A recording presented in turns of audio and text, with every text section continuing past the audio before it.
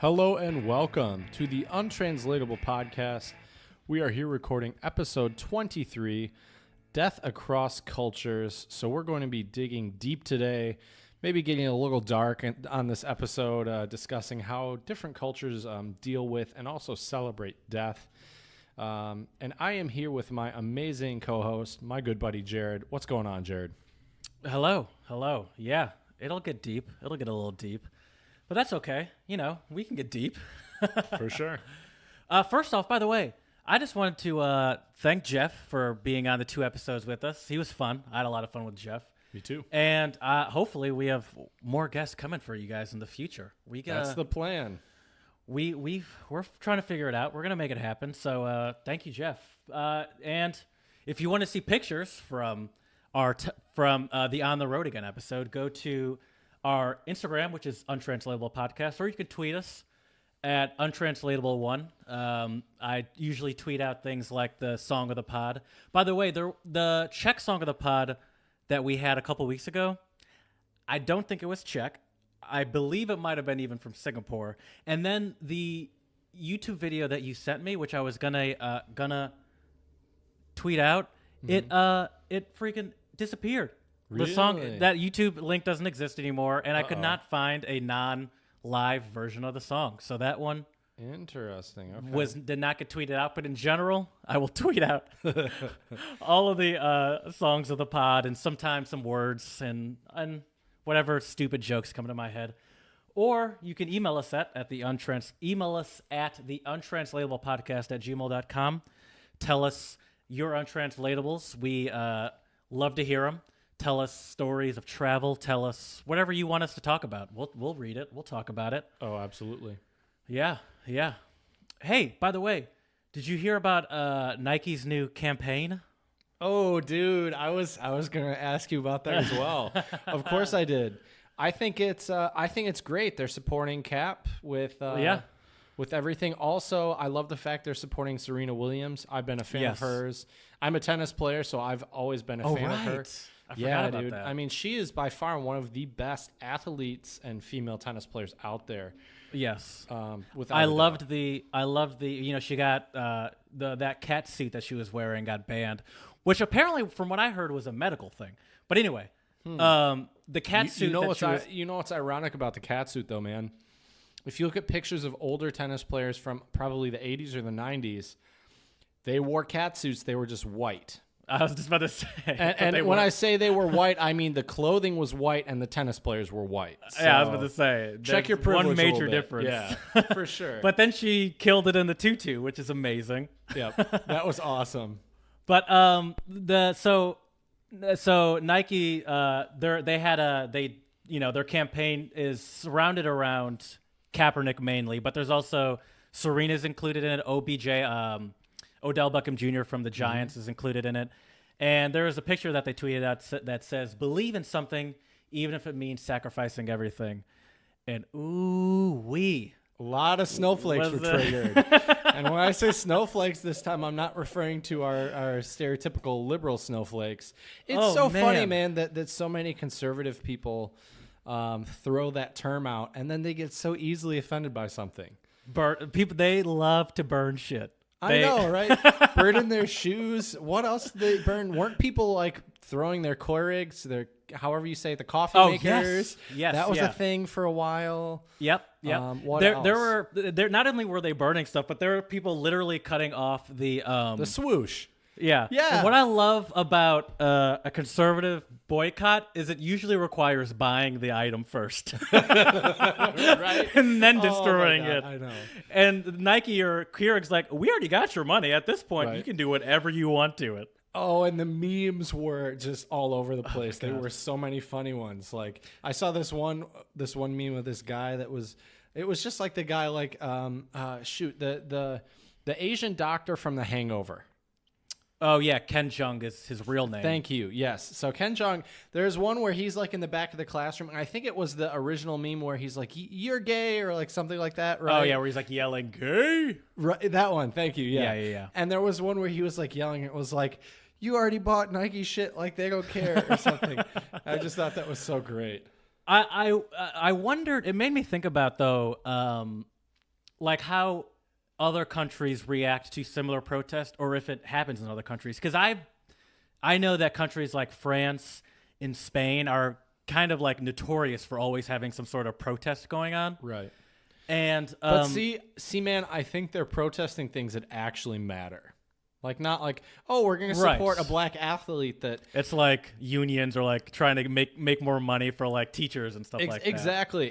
And then we get angry about a guy taking a knee, not a middle finger during the national anthem, not a, funny. you know what I mean? Like, nothing like, I think what he did, and the tweets are probably going to come in, Jared, so be ready. But I think what he did was actually very respectful of the flag. I'd argue it's more respectful. I would too.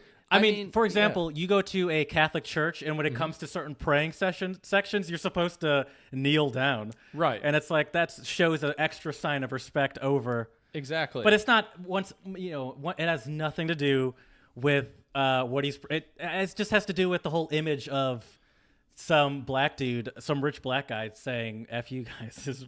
I mean, he's not even saying that, but it's like that's what they see. Right. Well, I don't remember if it was LeBron James or who it was, but some black athlete said, we protest peacefully. You say we're doing it wrong. Mm-hmm. We go on a march. You say it's wrong. We start a riot. Obviously, riots are pretty bad for a lot of reasons. But like, basically, his whole point was no matter what a black man does in America, any way he tries to protest legally and correctly, white people, especially conservative people, tend to like think it's wrong. And it's like, what's also ironic, if you do a little research online, Tim Tebow kneeled during the national anthem against people who were for abortions, and you didn't see any conservatives say, "Oh, he's disrespecting that flag right there." That's because Tim Tebow is God's right hand man. Right. Exactly. It's just, to me, it's like the other thing too that just boggles my mind is I've talked to my dad, who is an Army vet, my uncle, who's an Army vet. And they all said, no, what Colin is doing is right. I mean, that's why people will sacrifice their lives for this country, is for him to exercise his right of free speech, And I think the fact that he talked to a Marine, I think the guy was a Marine, right? And I believe so, but that's what I was going to say, yeah. Right. Go ahead. So it'd be one thing if he was just like sitting there with his arms crossed, but like the Marine told him, the respectful thing to do is to kneel.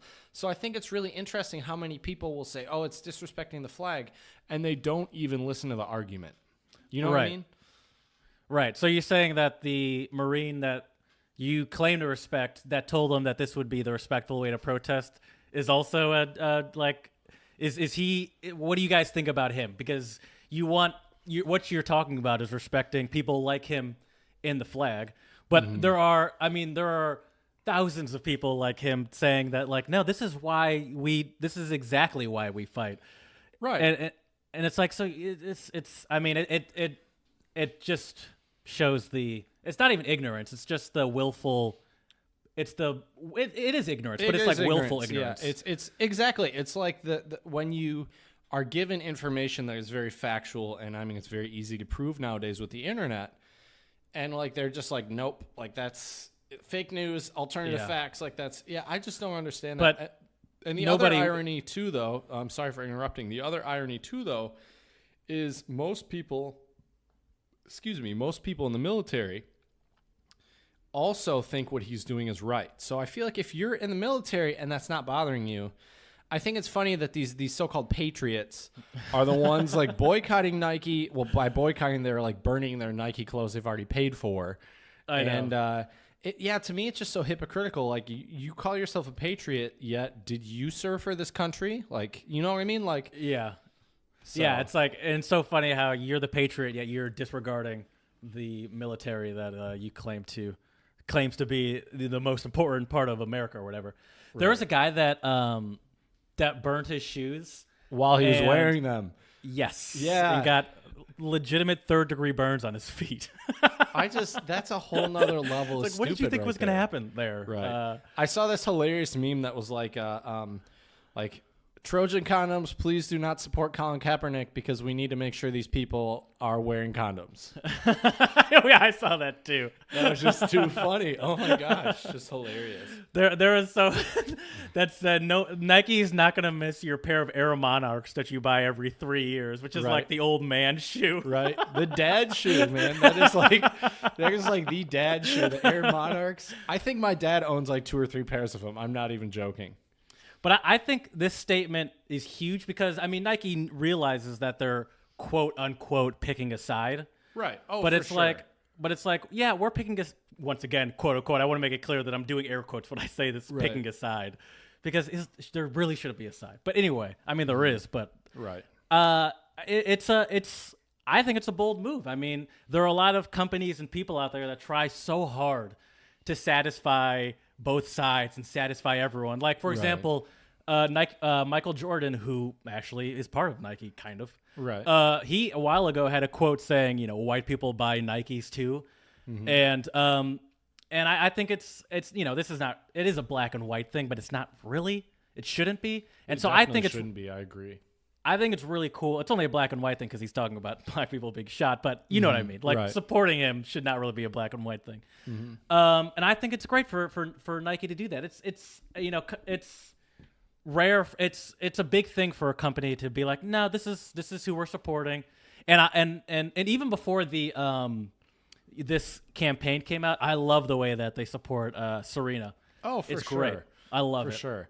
I mean, I've always been a big Nike fan for a couple of reasons. One, my cousin actually used to work for Nike. I don't know what she actually did there, but so, ever since I was a kid, I was always wearing Nike stuff. But two, one thing I read online that I think is also very true, I think Nike tries to represent younger people, and they try to be a little flashy, maybe even some people could even use the adjective like rebellious. You know what I mean? Like, yeah. And so, I mean, people would consider what they're doing rebellious. Oh, for right sure. now. But the other crazy thing is I've heard that their Nike stocks have gone up and young people have invested way more money in Nike now because of all this.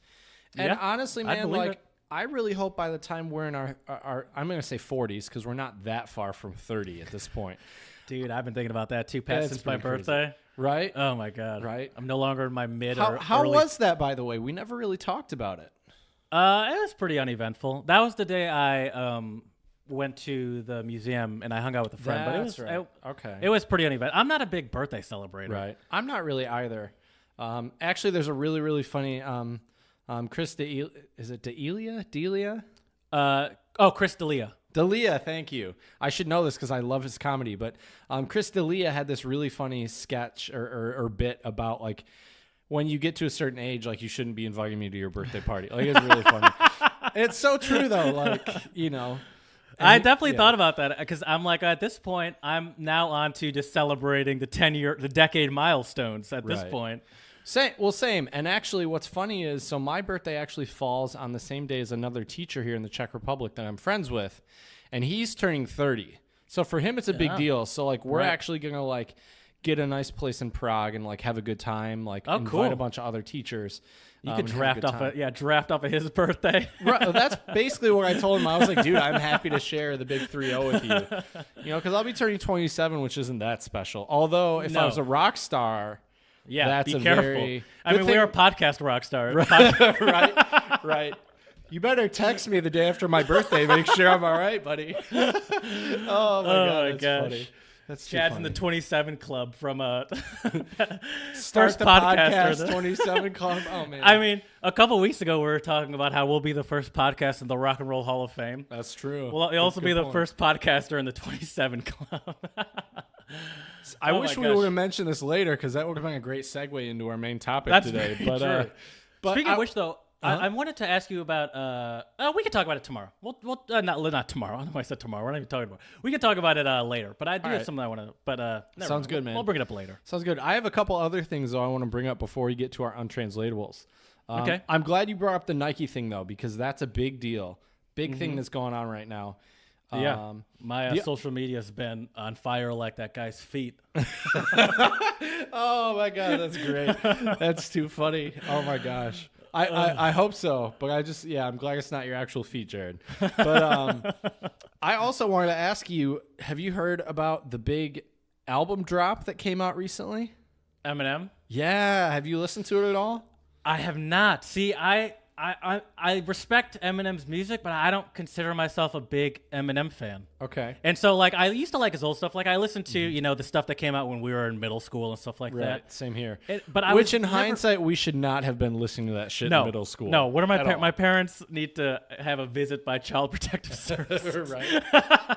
But I heard that the new one, I've heard mixed reviews on the new one, and I heard that he's got into a little beef with Machine Gun Kelly, and He's got into a beef with, it seems like, everybody, dude. He was just... I did hear that, he was calling out so many people, although I also have to say he did praise Kendrick Lamar, I think J. Cole, and a couple other guys. Okay, well, I like both of those guys. Right, same. And I feel like Kendrick is just on another planet.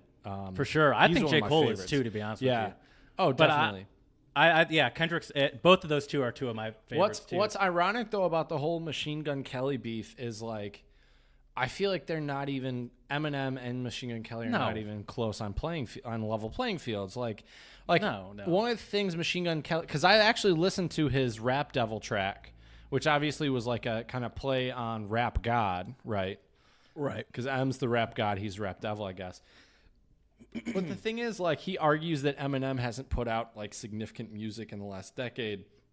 Hasn't really been saying much with his music, which, like, I'm no like musicologist. I'm not like a thoroughly versed in like hip hop, like history or anything like that. But like, I feel like the stuff that he put out even before a decade ago was like big enough where it doesn't really matter to me if he put out like amazing stuff in the last decade, I agree. I mean, I think even this, I mean, if we say up to 2008, which was 10 years ago, I would say that he's already made legend status by that time. Like he'd already secured his spot as a legend with the albums that he had before then. And also too, I mean, the other thing too that like, some of our friends at Albion who were black, like a lot of them liked Eminem. And I feel like to be accepted in the hip hop community as a white guy, I'm sure is not easy. No. You know what I mean? Like there's there's a comedian I like. He has a podcast, Damian Lemon. And him and his co-host Ali Muhammad are talking about how they used to be white rapper racist, is what they called it. Okay. And but they're like, yeah. And I mean, I it's hard not to give Eminem his props, but it's also hard for me not to be white rapper racist to Machine Gun Kelly. They're like, I barely know this dude. Right. But I just I'll just put it out there. I don't really listen to Machine Gun Kelly. I don't really listen to that much Eminem now anymore either. If I do, I go back to the old stuff like Without Me or like Marshall Mathers LP, like stuff like that. But it's just like but I heard the only reason why Eminem called out Machine Gun Kelly was because he was saying shit about his daughter way back when on Twitter or something. Oh. Which it's like, all right, like as a dad, you gotta respect your girl. I mean that makes sense. Yeah, Eminem also doesn't seem like the kind of person I'd want to mess with, to be honest with you. Oh, it's so stupid, dude. Like that's like, especially since forget the fact that he made his mark as a battle rapper. That's like this dude is known for destroying people. Like that's what he apparently does. Machine Gun Kelly hasn't seen 8 Mile.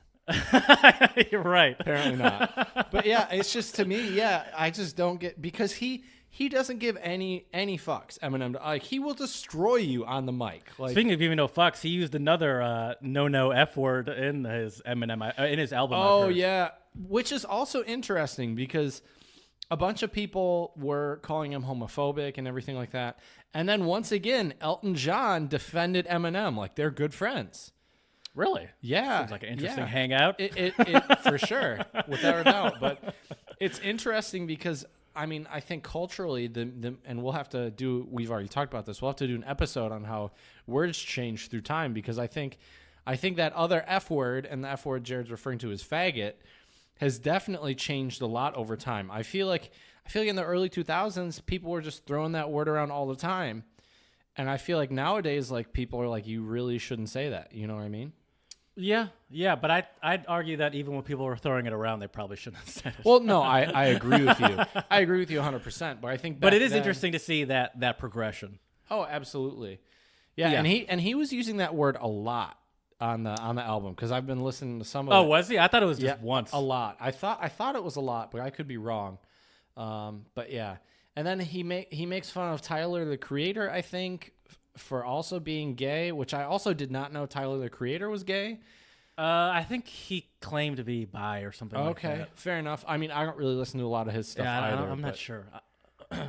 But yeah, it's weird. It's interesting though. But yeah, like, why would you? Why are you going after Tyler the Creator? What did he do to you? Right.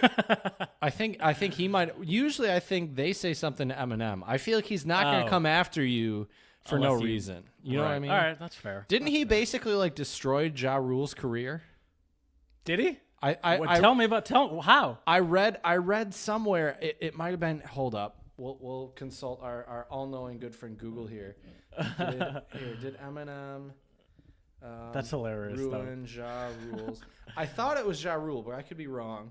What am I doing on my baby? Here we go. The first thing that popped up, and it was from Genius.com, which I think is, I like Genius.com. I think it's a fairly credible website. According to Genius.com, Eminem has not ruined anyone's career. Okay. Interesting. So why do people keep saying insert popular rapper can't fuck with Eminem because Slim would destroy his career? Give me one rapper whose career actually took a nosedive after being dissed by Eminem, and not Ja Rule because that was mainly contributed by 50 Cent. Interesting. 50 Cent is also 50 Cent is ruthless. Right. Like he is I think the right word is asshole. Right. But he is ruthless with his insults to people. He gives like legitimately zero fucks given. Right. Ja Rule's out there saying Many fregista every day. Right. Right. Okay, well, here's what some people argue on Genius. M has a big enough fan base to make someone hated. Let's say and this is just for example, let's say he disses Rick Ross. Everyone starts to hate Rick Ross and laugh at him. Rick Ross replies with, this is kind of an interesting view, and this is not mine, I'm just reading off of Genius. Rick Ross replies with being racist probably and talking about Haley, Kim, and Dre are 50 or something. Stans, which are what people refer to as Eminem fans, start to hate him, and M is legend, respected by legends. So Rick Ross will go downhill. Yeah, I think that's a hard argument to. I'm not.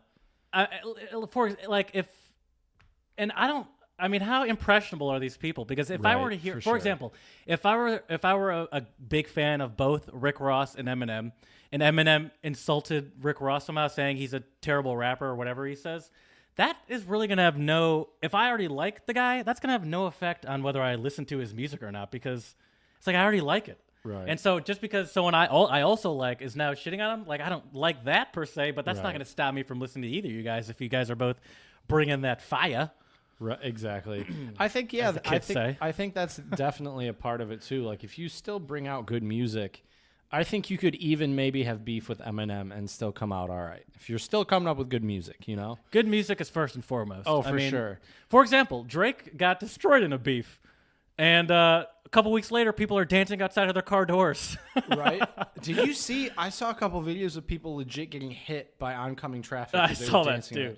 It's like, how stupid are you? Did these people did their parents not tell them don't play in the street? I also saw one where a car did not stay straight. I could easily see that too, for sure. Yeah, that's one of my favorite. Crazy. A line that still kind of makes me laugh though is when Pusha T. Did you hear that diss track? What? Oh, he did. Pusha T. There was the beef between Pusha T and Drake. Okay. And Pusha T put out a diss track that really destroyed Drake because Pusha T held back nothing. He talked about how like your friend has MS and he's like he made a quote like tick tick tick. How long does he have left? Saying your friend's gonna die. Oh damn! He was talking. Apparently, Drake has a kid, and then there's a line in there where he's talking about how you had a daughter or a son with a stripper, porn star right? or a stripper or whatever, and he's like this line that just goes, "You are hiding a child." Oh wow, interesting. And he just destroyed Drake. That's so crazy. But it didn't matter because everybody loves Drake, and Drake came out with I mean, people like Pusha T too, but Drake's too popular. Right. And Drake came out with an album a couple weeks later. People are dancing the Kiki outside their windows. Right. I feel like didn't Eminem also diss Drake? He might have. I could be wrong. I mean, Drake seems like the kind of person that would get dissed by Eminem for sure. Right. Well, yeah, but see, the thing that's interesting about Drake, and I don't want to put Drake and Post Malone in the same category because they're way different, but I feel like both of them rap about like being like sensitive. Feelings. Yeah. And I feel like back in the day, like rappers weren't No. going to do that, you know? Get that soft shit out of here. Exactly. You know what's also funny? I like rapping about feelings, though. Right? I like it. Same here. I do too. There's more reality to it Right. than... We're human. Well, Kid Cudi has a great quote. I think he was doing... He was either doing an interview somewhere or maybe even a podcast, and he said, like, rapping about money, rapping about cars, rapping about, you know, like, girls. He's like, that's irrelevant. Like we want to make good music that everybody can relate to. Because, like... Right. Let's be real. How many people got a 6-car garage filled with all these, you know, like fancy whips? Well, yeah, but not everybody's you, Jared. So, you know. But yeah, that's why I only listen to Rick Ross and other big timer rappers. Exactly. Yeah, no, I agree with it. I mean, that's why I like people like J. Cole, and Kendrick raps about some of that stuff too. But for sure. I mean, his stuff seems pretty realistic when he's rapping about it. And he raps about it more from a trying to get out of it perspective also. Right. Which I think is very being like, we shouldn't be living like this sort of angle. Exactly. I respect that a lot. Can I ask you something kind of unrelated, but what is your favorite Kendrick album? Ooh. See, I struggle between... I mean, the three... They're all good. That's why it's so difficult. They're all really good. Yeah. I'd have to go with... Man, I'd probably say because I don't think the Good Kid, Mad City is the best. Well, I didn't ask you what the best one. Your personal favorite. That's true. That's true. I might have to say Good Kid, Mad City. Okay, and then I might have to. And then I might have to go with. I struggle between Damn and To Pimp a Butterfly. Okay, because I like To Pimp a Butterfly a lot.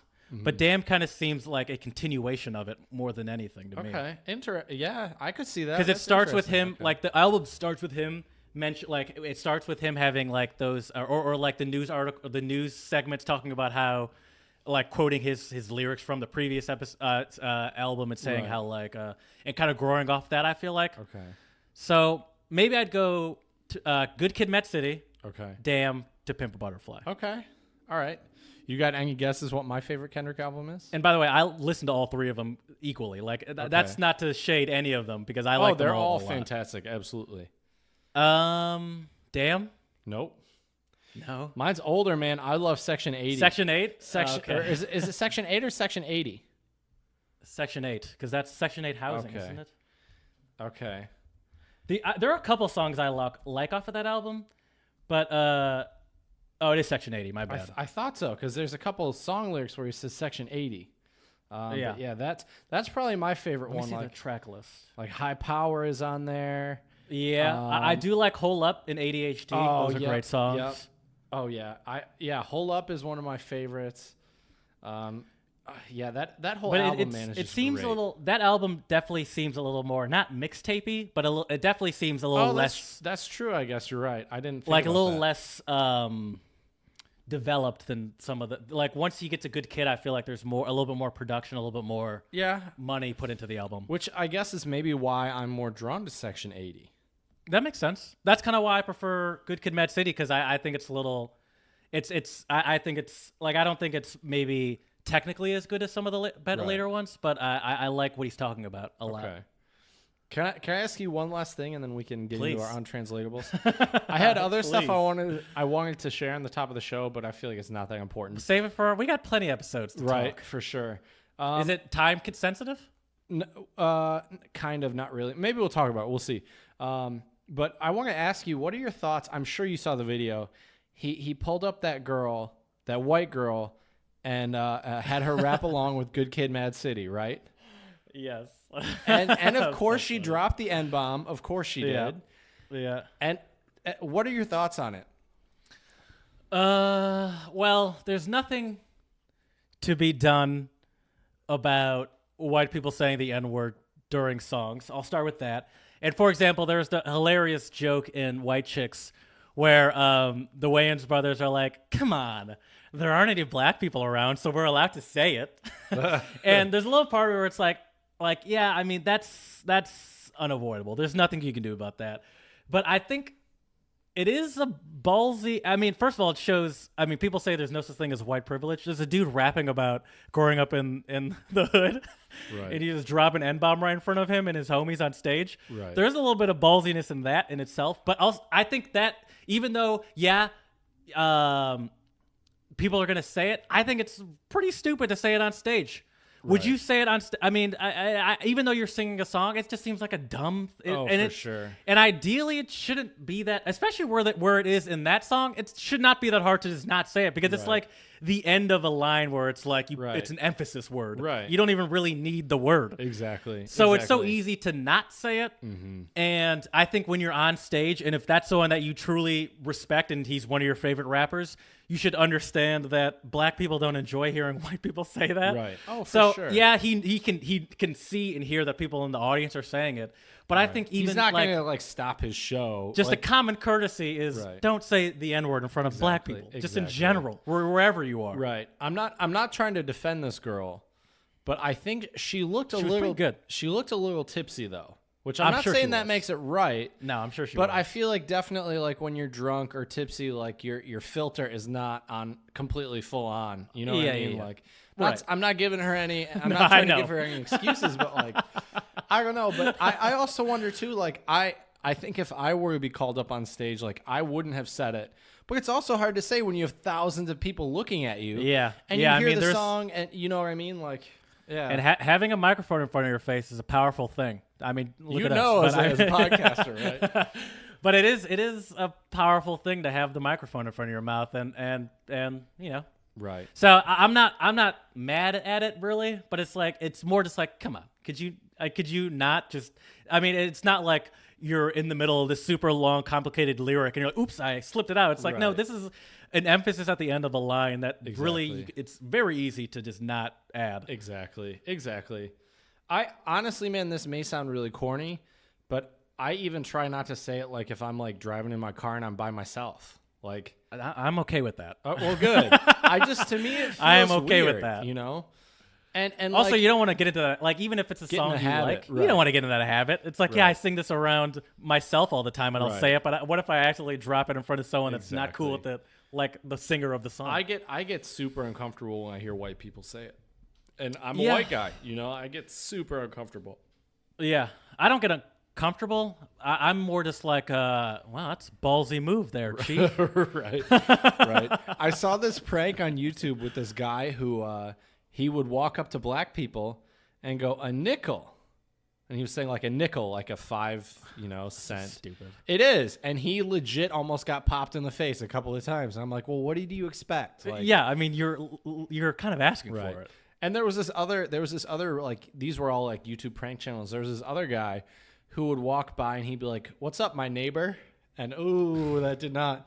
It's like, people, how can you be so stupid? By the way, white people want to say the N-word so bad. Oh, they do. Well, it's absolutely. And So it's because it's like one of the few words they can't say. You know what I mean? Like, right. And it's kind of bullshit though, because if you think about it, like, I can't think of any word that anybody could call me as a white person that's really going to make me mad.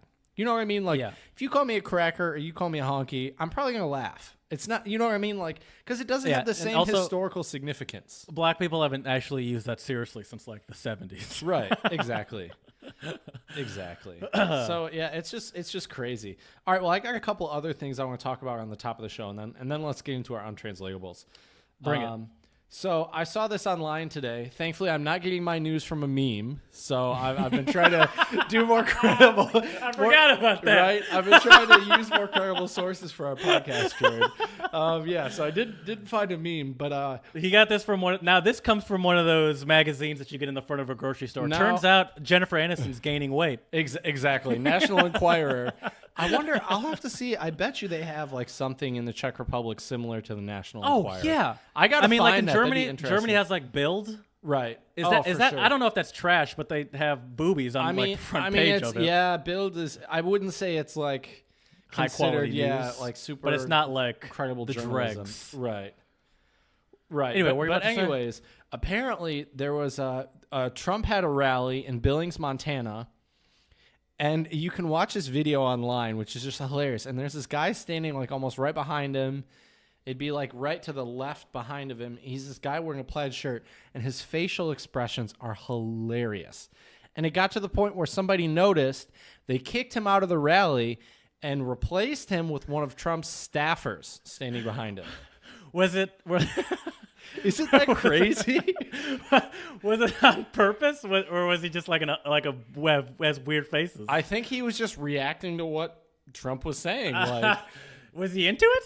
no, they were faces of like confusion and surprise. Oh, that's and, even better. Yeah, Oh, that's hilarious. I'll send you it later, and you'll have to tweet that out because it is hilarious. Okay, I'll tweet it out. I want to see it too. hilarious. That's Yeah, it was. I just couldn't believe it. I could not. That's believe interesting it. because I always thought those people that were on the stage or like purposely visible were like highly curated people. Oh, I'm sure. I'm sure they are, but I'm sure there's always a couple that can slip through. You know, That's true. That's true. Yeah, not the audition process didn't go as smoothly as they were hoping. Exactly. Another crazy thing I saw online today, and this was on 9gag, so I mean it's not as credible, but it's still interesting if it's true. Apparently, Domino's in Russia, which I did not know there was a Domino's in Russia, first of all, but second of all, apparently Domino's in Russia offered this campaign, which is fucking crazy. They said, if you tattoo our logo on your body, did you see this too? Okay, yeah. What are your thoughts? What's your reaction? Well, go ahead, finish what you were saying first. Well, okay, so this is what Domino's said, or this was their like media kind of ploy was, if you tattoo our logo on our body, you'll get 100 free pizzas a year for 100 years, I think was what it was, right? Something like that? Yeah, but apparently they were forced. I just pulled up an article about it. Okay. Apparently they were forced to end the marketing promotion. A couple days later. Right. I mean, that is a great deal, though. Like, I'm looking at some of the tattoos. Aren't the tats hilarious? Some of them are kind of unique, too. Like, this one has a domino surrounded by a piece of pizza, and then at the top it says Domino's Pizza. It's kind of artistic. Nice. I mean, if I'm going to get a Domino's Pizza tattoo, you better believe it's going to be artistic, Jared. It was supposed to last 2 months, but they had to end it just 5 days after because too many people took them up on the offer. So now I wonder if those people that got the tattoos in the 5 days, are they going to hold? I mean, you have to still. They better. Oh my God. I think you. So I mean, I don't know how they roll in Russia. They might just kill them. But you have to. That was terrible. You have to. I believe if you do like a promotion like this in America, you have to honor it. Oh, without a doubt. Especially so I if wonder people if are they're inking their damn bodies. Oh, I know. That's like dedication. It's like on another level.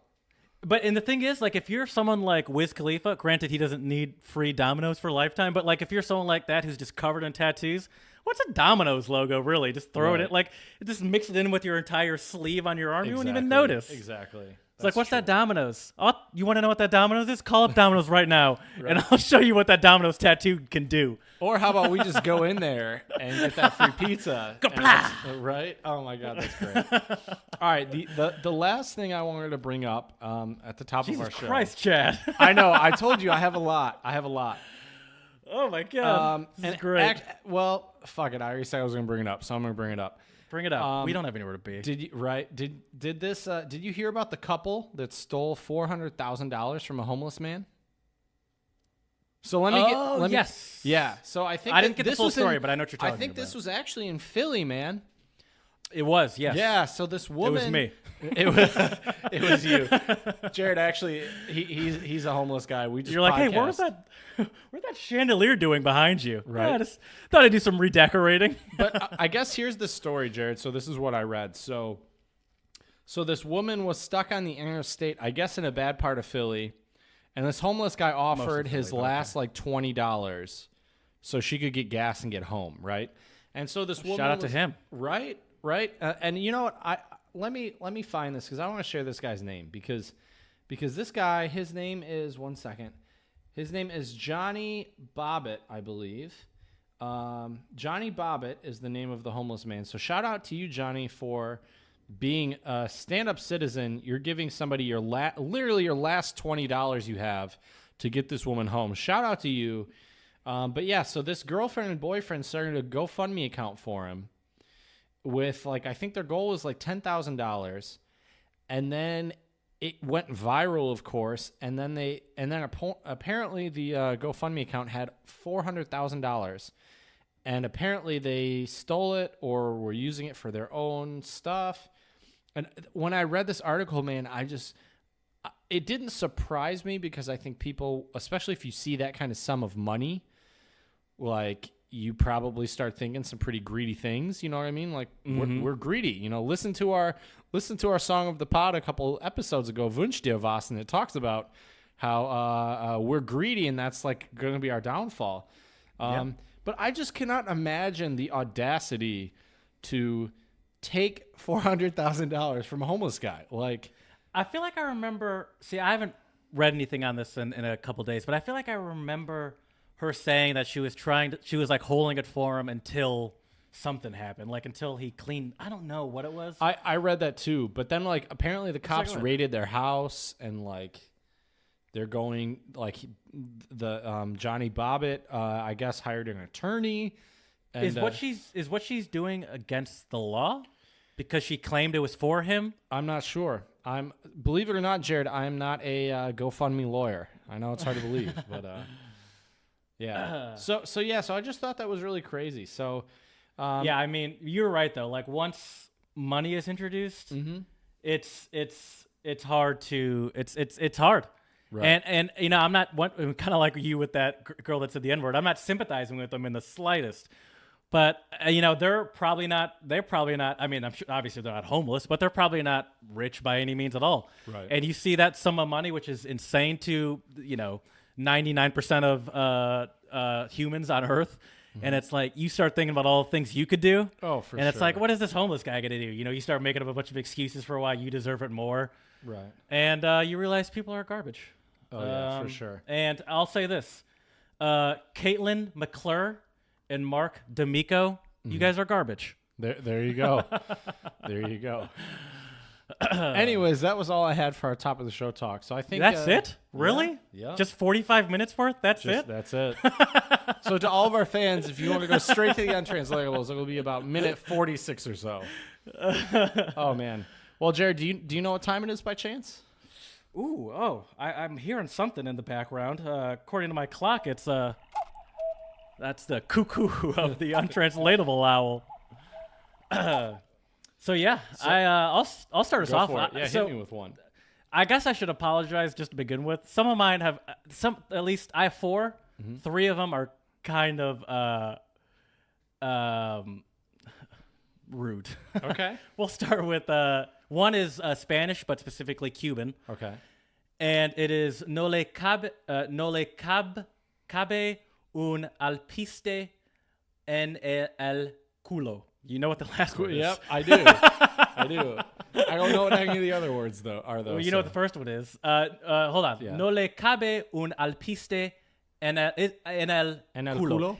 When it's spelled CABE or LAPISTE, is it A to pronounce that? Which word? Sorry. So it's no le cabe un alpiste, but like is cabe or cab? I guess cabe. It's cabe. It's cabe. It should be. No le cabe un alpiste en el culo would be how I think you say it then. I think so. Yeah. Can you tell me what the other words mean? I obviously know what no and what culo means, but right. Culo is well known to most people because it means butt. Right. And the literal meaning of that is cannot fit another bird seed into their culo. Oh, interesting. Okay. Does this mean you're like kind of interesting? I think cannot fit another bird seed into their culo, huh? Is that like you're? I don't know. You already have enough stuff, or you like can't? I have no idea, man. No, it actually means. I think I'm gonna have to give this to one because this is kind of weird. It means to be proud. Really? Yeah. Interesting. Okay. Can't fit enough birdseed into your culo. Maybe. Interesting. I don't even fully understand how that turns out. Like where you get that, how you get that. But I mean, according to the website I looked at, that's a real thing. Interesting. Okay. Hit me with another one, Jared, because mine are kind of related to our main topic. Okay, mine aren't really. The next one is Welsh. Okay. Which I found interesting. Can't wait to hear you speak some Welsh. Because so the first one is Conti Mor. And Mor, you actually, if you were to see it and know what the real translation is, it would make a lot of sense. Mor is the same as mer. Really? What's Conti mean? Is that like contra? Well, Conti, those two different words. 2 words. Sorry. Okay. So Cont. Yeah. I mean, I saw your face. Really? Okay. And it means what it sounds like. Okay. If you're, God, I hate. It means cunt. I hate that word. It's a. But I just found this untranslatable hilarious. So the literal E? translation of. Oh. So it's cunt of the sea. Oh, it's oh, see, when I heard you say mayor, I thought you meant MEHR, more. Oh, no, not sea. mayor. Yeah, I got you now. I got you. Right, that makes sense. Interesting. Okay. Dude, So, I don't even just know imagine. I mean, they're literally talking about an animal. What animal do you think would be the C word of the sea? The C word of the sea. What animal is that? I don't even know. Like, I don't even know where to begin with so that. Funny. What is it? Give it to me. Well, there's another. There's 2 words for the cunt of the sea. Okay. The other word that you could use that's maybe the child-friendly word would be Paiscorin wibbly wobbly. What? which is wibbly wobbly fish is the translation. So there's your hint. It's a fish of some sort. Not really a fish, I guess, but fish. So I guess that's not a hint because the other one was of the sea, so you knew it was a fish of some sort. I don't know what fish would jellyfish. Okay. I think I'm not really seeing it, but all right. Yeah, I think jellyfish are the ultimate cunts of the sea. Okay, interesting. You can't really you don't really notice them. Their stingers are anywhere from super painful to deadly. Right, that's fair. And I think that's just a hilarious translation of it. And also in Wales, which is the UK, the C word is not really the C word there. Right. It's just cunt. Like it's not that offensive. Right. It's very.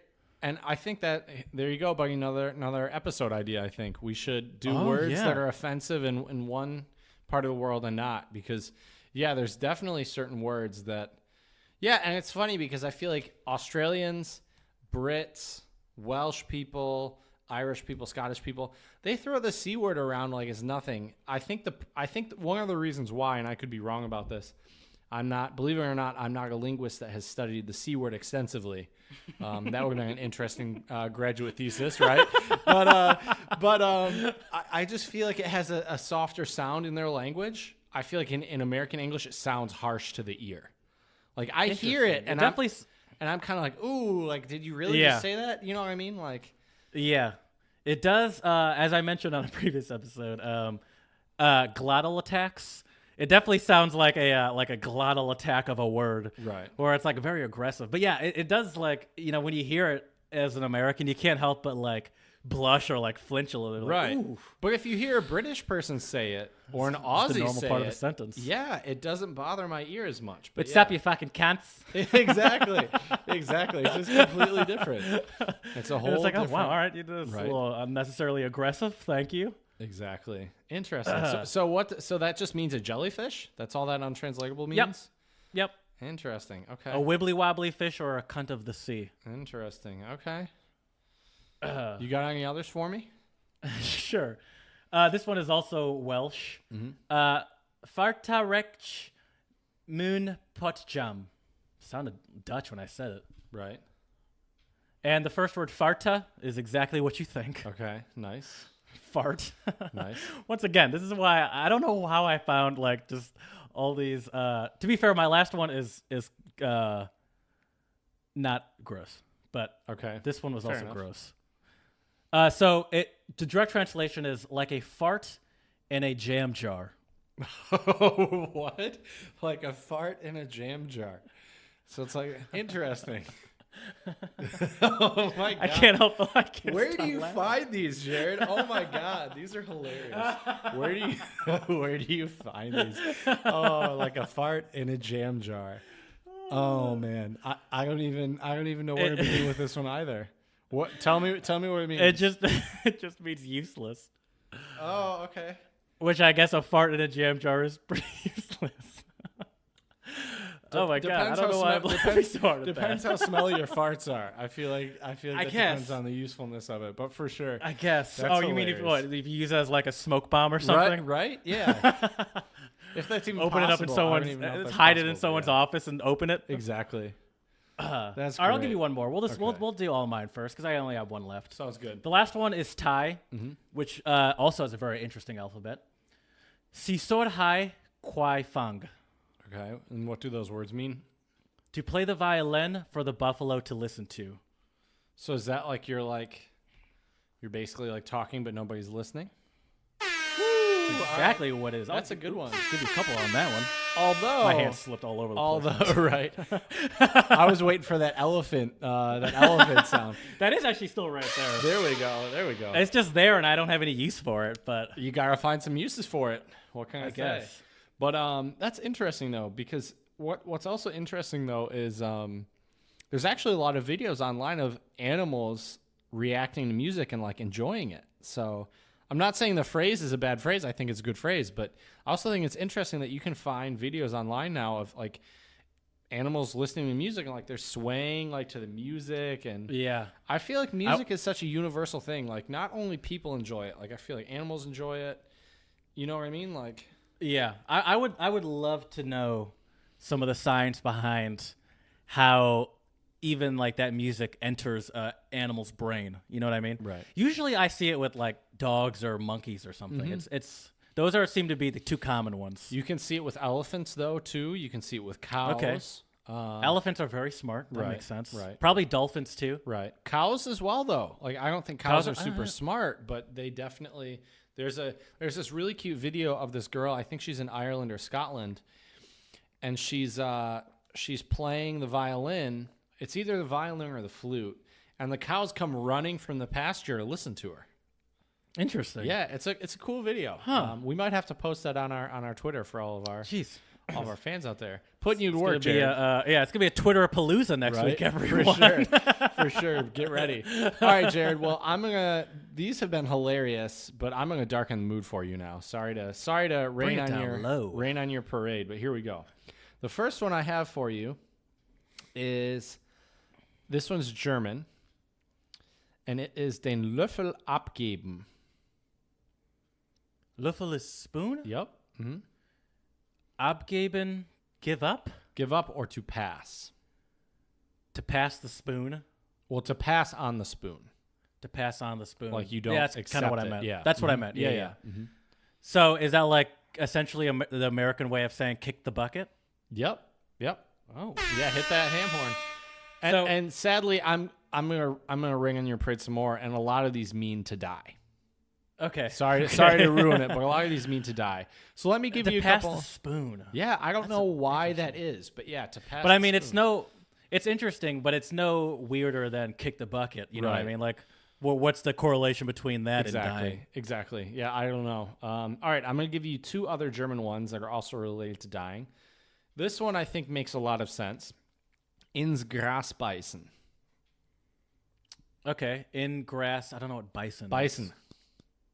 Oh, to bite? Mm-hmm. Okay. To bite the grass? Yep, to bite the grass. Similar to biting the dust. Yep, we say bite the dust, exactly. Uh-huh. Another one I thought that was interesting in German is über den Jordan gehen. And they're referring to the Jordan River here. I'm pretty Right. sure. Über den Jordan gehen. Wow. So the Jordan that probably has some sort of religious I believe connotation so, to it? yeah. Mm-hmm. I Okay. believe so. I mean, I know the Jordan River is that's a river in Israel, Could I believe. Yeah, I think so. Could be. but I'm not well enough versed in like the Bible to know its like significance. Right. I believe the Jordan River was the one that ran red. Now that I think about it, Could be. and it's. Sorry, I'm looking to see where it is too. It is in Israel, Jordan, and Palestine. Okay, nice. All right, let me give you a couple other dead ones for you. Okay. This one's Spanish. Pasar a mejor vida, which literally means to pass. Vida is life. I know Yep. that. Mejor is better. Okay. And pasar is the Spanish verb to pass. So to pass a better life. Okay. Kind of makes So, sense, yeah. right? Yeah. I like this one, though. This one, we kind of say this one in English. Criar malvas. Malvas are daisies, and criar is to grow, I think. Okay. Yeah. So the American equivalent would be pushing daisies. Right, exactly. All right, let me give you a couple Dutch ones now. And I will not pronounce these right because my Dutch is horrible. So just a little preface. But this one is great. De pip uitgaan, or probably uitgaan, Well, that's pretty good. right? And this means to go out of the pipe. Huh. That's weird. Also means to die. But yeah. That's weird. It's interesting pip hearing uitgaan. how it's interesting hearing how other people say to die, because stuff like pushing daisies, Kicking the bucket. kick the bucket, bite the To dust, go all that over the stuff- Jordan. all that stuff sounds like all the American ones, or excuse me, English. I guess American is probably the right word. Right. All the American ones sounds like are so normal to me, but it's like all of these, including the American ones, it's like it's so interesting. Like, how do you get to the pipe one? Like, how do you even get there? What was the literal one for that pipe one again? To go out the pipe. Yeah, it's like, how does that even Right. come up? I mean, maybe like somebody said, maybe it could mean like the smoke of a pipe goes up and ascends to the heavens, but I don't know. Maybe. I don't know. Okay, I'll give it to you. I see where you're coming from. All right, so let me give you a couple other ones. I have a few more German ones and a few more Spanish ones. So this one I really like, and I actually thought about making this the quote of the pod, but I found a different quote for our quote of the pod. This one is really cool, and maybe I'm sure you'll get this right. And if you could explain this to our listeners, not to put some pressure on you, but this is a great quote or Spruch in German. Ein heute ist besser als 10 morgen. Yeah, I like that. It means one day is better than 10 tomorrows. Yeah, and what do you think that means though? Essentially, live in the moment. Exactly. And yeah, don't concern yourself. Oh, boy. Don't concern yourself with. Granted, all of these are death related, so it's a little easier. But Exactly. yeah, I'd say live in the moment. Don't worry about what's happening today or the day after. What's really important is what's happening right now, and that's way more important than what you have going on in the future. I struggle living in the moment is such a great, simple statement that I struggle with so hard. Like I'm generally kind of an anxious person, Right. and like my mind is constantly like trying to be like, what do I have next? Am I forgetting something? What do I have to do? Right. Like, what's tomorrow? Well, What do I it's have for to do sure tomorrow? way easier said than done to live in Yeah. the moment, without a doubt. I've really been trying to do that while I've been in the Czech Republic. Yeah, because- that's a great place to. I mean, Yeah. when you're essentially, I mean, you're working, you have a job, but you're kind of free and you're living a different life than what you're used to. It's a great Exactly. place to live in the moment. Exactly. All right, Jared, let me give you a couple more, and then we'll move on to our main segment. So let me give you a couple more Spanish ones. So this one is irse al otro barrio. Barrio, sorry, I didn't roll that R there. Irse al otro barrio. Otro, other. And barrio is a Spanish word for like neighborhood. It sometimes is also used for Okay. ghetto. But yeah. Okay, because that word definitely I've heard before, but Oh, I was for going to sure. say house or something, but I And know it's not house. irse is to move or to go. Okay, so to move to a different neighborhood. And this also means to die. Yeah. Move to another neighborhood. That kind of sounds like, when when kids have like a pet pass away, and it's like no, Sparky went to go live on a farm in upstate New York, Right. Exactly. where there's more space to run around. That's funny. All right, let me give you two more Spanish ones. And also, I need to practice my Spanish some more. So Your pronunciation for a non-Spanish it's speaker sounds okay. pretty good. It's okay. It sounds good to you, but I guarantee if Right. we had a Spanish speaker on here, they'd They'd- have a yeah, lot. they'd know a you're lot to say. American. Oh, for sure, without a doubt. My Czech's even worse though. I mean, Yeah, well, it is what For it is. now. Right. For now. Right. Well, I'm sure you'll surpass it by on the an time you leave. unrelated note, I realized why Czech is so difficult. It's because Czech doesn't really have intonation like English does with like up and down. So because I wouldn't call it necessarily monotone because it doesn't sound flat, but like there's not a lot of intonation. So it sounds faster. It sounds like everything's crammed together. Oh, because it sounds more. Yeah, okay. Because there's less of the. I guess the word you use. What's the word? Intonation. Intonations. Right. Okay, and that's essentially the opposite of monotone. Right. Exactly. So here we go. So here's my my one of my two Spanish untranslatables for you. This one is, excuse me, alzar los tenis. And tenis is a Mexican Spanish word for tennis shoes or sneakers. Okay, And so this is a Mexican saying? Yes, and alzar means to lift, to raise, or to pick up. To raise your tennis shoes? To pick up your sneakers. Mm-hmm. That means to die? That also means to die. Mm-hmm. What? Apparently in English, we have the expression to die with one's boots on, which means you die while you're like working or doing something active. I didn't know that. Is that... But yeah. Yeah, I'd never heard that either, but I guess, something makes sense. Is that what the Mexican one is saying as well? Basically, yeah. Yeah. Oh, okay. Okay. so. So it's not just to die, but it's kind of like how we say when someone quits playing sports, like you hang up your skates or your sneakers. You know what I mean? Obviously, a little different meaning, but it still means something comes to an end, right? Right. So I think you could draw some parallels here. All right, and this is the last one, and this one actually is not necessarily about death, but it has the word muerto, which means the dead, in it. So here's this one: el muerto y invitado a los 3 días espantan. So this means, the literal meaning is the dead and the guest stink after 3 days. This is also Mexican Spanish, I'm pretty sure. Huh. The dead and the guest both stink after 3 days. Uh-huh. And this is not a death related. Not really. Not really. Okay. And this is I don't want to say kind of rude and a little harsh. I should also preface. Does it have anything? So it doesn't have anything to do with actually smelling bad? Not necessarily. All right, you want me to give it to you? Yeah, I didn't want to say I don't know, but this one's a tough one. This was a tough one.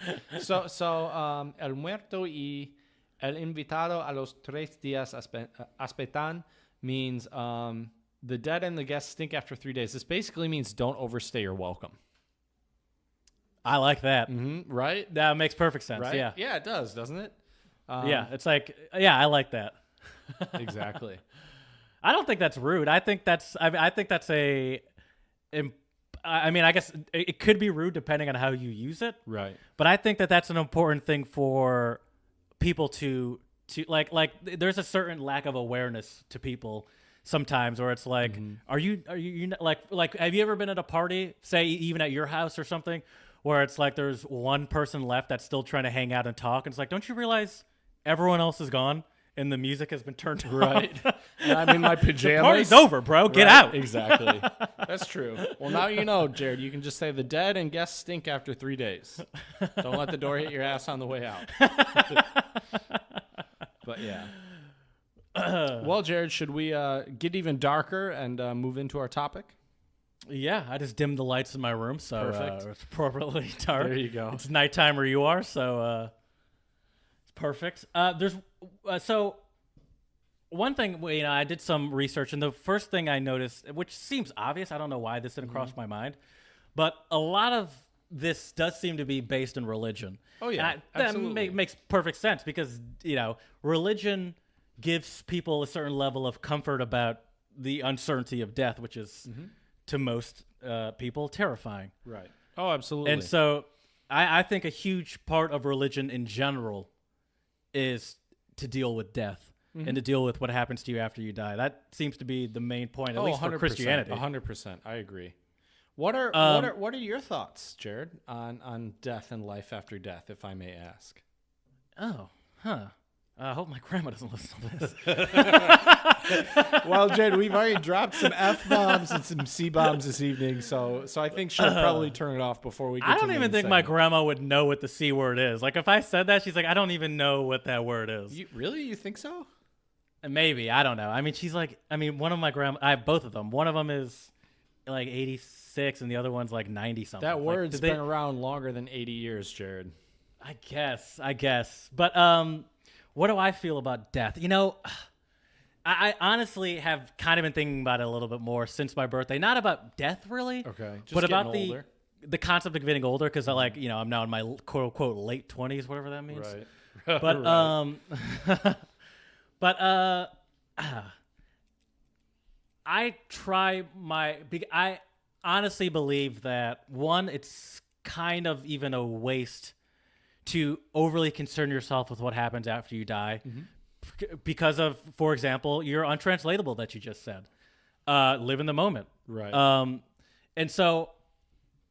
I do think I'm kind of in the camp of like, that's it. Like there was I believe it was a comedian that said, do you remember what it was like before you were born? Yeah. Mm-hmm. Yeah. And they're like, nope. I'm like, that's what being dead's like. Yeah. And that is kind of how I feel it. But that being said, I do think there is something to people wanting to communicate with the dead, people wanting to still have some sort of connection to the dead. I think that's perfectly normal. Yeah, absolutely. And I think that people couch it in religion, but I don't think you have to do that. I think whether it's for your own comfort or accepting that I'm talking to this person, hoping that they hear me because I don't know where they are or what's happening. Right. And that's not how I think a lot of people look at it that way, but I think it still ends up with them talking to the dead. Oh, for sure. And I will flat out go out there and say it. I'm not a super religious guy, but there have been times where, I've prayed and definitely tried to talk to, deceased family members. I think a lot of it is more for us than it is for them. It's for us to comfort and grieve and mourn and deal with the passing of friends, family, whoever it may be. I would agree with you. I would also agree that I think there's probably a lot of truth to it. I don't remember what it was like it was just nothingness before I was born, right? Although I have to say, I love the concept of reincarnation. I think that's really interesting. I read it was like a Tumblr post, so obviously it's not like news or anything like that, but it was an interesting idea. This person on Tumblr said, they said, what if we come out as babies crying because we are being reincarnated and we're so sad about losing everything from our previous life, and then as you age as a baby, you start to forget things that happened in your previous life, which they also said kind of explains deja vu. Obviously, we'll never know if it's true or not, but it's an interesting thought, isn't it? Yes, and I like the idea of reincarnation as well. And, I kind of struggle. I like it, but I'll say this. I do kind of struggle with the idea of reincarnation, the idea of going to heaven, and that idea that one's morality now is morality and whatever is essentially only so you can live a better life later. Right. Where it's like, do you need that to live a better life? Because I don't think you do. But if that's what it takes, then by all means, use it. But I do like the idea of reincarnation. I like that. Yeah, me too. It's interesting. So I'd like to talk about how some cultures deal with death and mourning and funeral processes and stuff like that. Start with one that is close to home, New Orleans. Oh, the jazz funerals. All right. Yes, so it's one of the prototypical images of New Orleans, the boisterous, jazz-tinged funeral procession, fusing West African, French, and African American traditions. Funerals in New Orleans strike a unique balance between joy and grief as mourners are led by a marching band. The band plays sorrowful songs at first, but once the body is buried, they shift to an upbeat note for cathartic dancing in general, and kind of like to celebrate that person. Once they're in the ground, you start celebrating them. Which is great. I love that idea. Yes, the idea of celebration is, it's hard. Like, it's easier said than done. Sure. But that is that seems like the way that just about, not anyone, but that seems like how most normal people would want a funeral to go. Like, no one wants most people don't want to watch a bunch of people just cry and stare at you. Exactly. They want to be like I think it should be it's a sad but good excuse for people to get together and enjoy themselves and laugh about times from that person. And it should be a celebration of their life, not a. I understand you have to grieve and mourn, and that's a part of the process. But like when my uncle passed away, sadly he died from cancer, and he would have been, I think, in his late 60s, somewhere around there. He died 2-3 years ago, and 2016, so 2 years ago, and he had a celebration of his life. So we threw him a big party. Oh, wow. And to me, that's like, great. I gotta say, man, like, I'm not hoping to go anytime soon, obviously, but when I do go, obviously people are gonna cry and be sad, but like, I want people to celebrate. Well, I don't know. Maybe that's kind of an arrogant thing to say. No, but, you're right. I'll cry and be sad. Someone's gonna cry. Right. No, I'm just kidding. You'll be the only one there crying, Jared. That's it. The only person. Everyone's just having a party and I'm in the corner. You guys crazy? How am I going to do the untranslatable podcast? Exactly. Yeah. But I really enjoyed that. Like, we had live music and, like, we're dancing. Oh, you guys had a band? Like a band there? Well, we had basically it was like this really good guy who was kind of a one-man band. He had like a drum machine. You guys really did party. Yeah, it was a great time. Had a couple kegs. I mean, really, it was a celebration. It wasn't a stuffy funeral service in a church. You know, if that's how you want to celebrate someone's life, that's totally fine. Exactly. And you know, we were sharing stories, and of course people cried. I mean, I cried a little bit too, you know, but that's part of the beauty of it, I think. Exactly. I think you need to have a balance, because if it's just, I don't want it to be just so sad and so depressing that, you know what I mean? Like, yeah. It's just a silent room with the occasional sniffles and sobs. And the thing about New Orleans is that when my sister got married a couple weeks ago, they did something called a second line, which essentially what you do is you have like a New Orleans brass band, and you just walk through New Orleans city center with a legitimate police escort. Oh wow! And a band that's playing music for you, and people just watch you, and you walk down the street dancing. Did you get pictures of this? Yeah, I have pictures. Yeah. Oh, dude, you should post some. That would be awesome sure. to see. Sure. I didn't know that. You're teaching me some new things tonight, Jared. I didn't know it either until people kept saying, "Are we doing a second line?" I was like, "I've never heard that before." And then the wedding planner was like, "Then we're gonna do this second line." Nice. And it was really cool. Me and my sister and her husband, not me, a little weird, were in front, and he had a black umbrella and she had a white one, and they're like dancing and walking down the street and shaking the umbrellas. Okay. It was a lot of fun, and I think that I don't know if there's a connection. I'm just making this connection myself, but I do like the idea of like, there is something to a marriage being like the beginning of a new life, a new lives together. Right. Oh, and without a doubt. And it's you're celebrating it the same way you're celebrating someone dying. And I think that that's really cool. Yeah, that's really powerful. Yeah. Absolutely. So that's New Orleans. Okay. Can I also bring up, since I use so many Spanish ones, we obviously have to talk about Dia de los Muertos in Mexico, which is the Day of the Dead. First of all, yes. I've talked to a few friends of mine who are of Mexican descent. They grew up in the States, but their parents are Mexican. And they were telling me, believe it or not, that the movie Coco was just about to bring that up. That's on my notes. Oh, nice. They said that it's actually they did a good job representing the culture and everything like that. So they have this thing called the ofrenda, which is basically where you have pictures of your deceased family and you bring them food and things to celebrate. And obviously in Coco, kind of like a shrine almost. Yeah. Oh, it is a shrine, I would say. It's a shrine of all your family members. And in Coco, that's how the dead are able to pass through the world to the living. Yes. Also, like if our listeners haven't listened to Coco, have you seen it? You said listened. Yeah, I've seen it. Sorry. Yeah. I saw it actually for the first time rather recently, a couple months ago. That movie is great. It's amazing. I was in my home, in my basement by myself, weeping. Oh, dude, I cried so hard at the end. So hard at the end. That movie is really good. It is really good. And I don't know much about the Day of the Dead, but it did seem like they at least did their research. Right. And the music was great. I love the music. Oh, I have the soundtrack saved on my Spotify. Not even kidding. Love that soundtrack. Love that movie. That's great. Dude, it was so awkward. I was in the movie theater with my girlfriend watching Coco. It was funny because when I was living in East Lansing, we had this movie theater where they'd have like a cheaper, like $5 Tuesdays or something, right?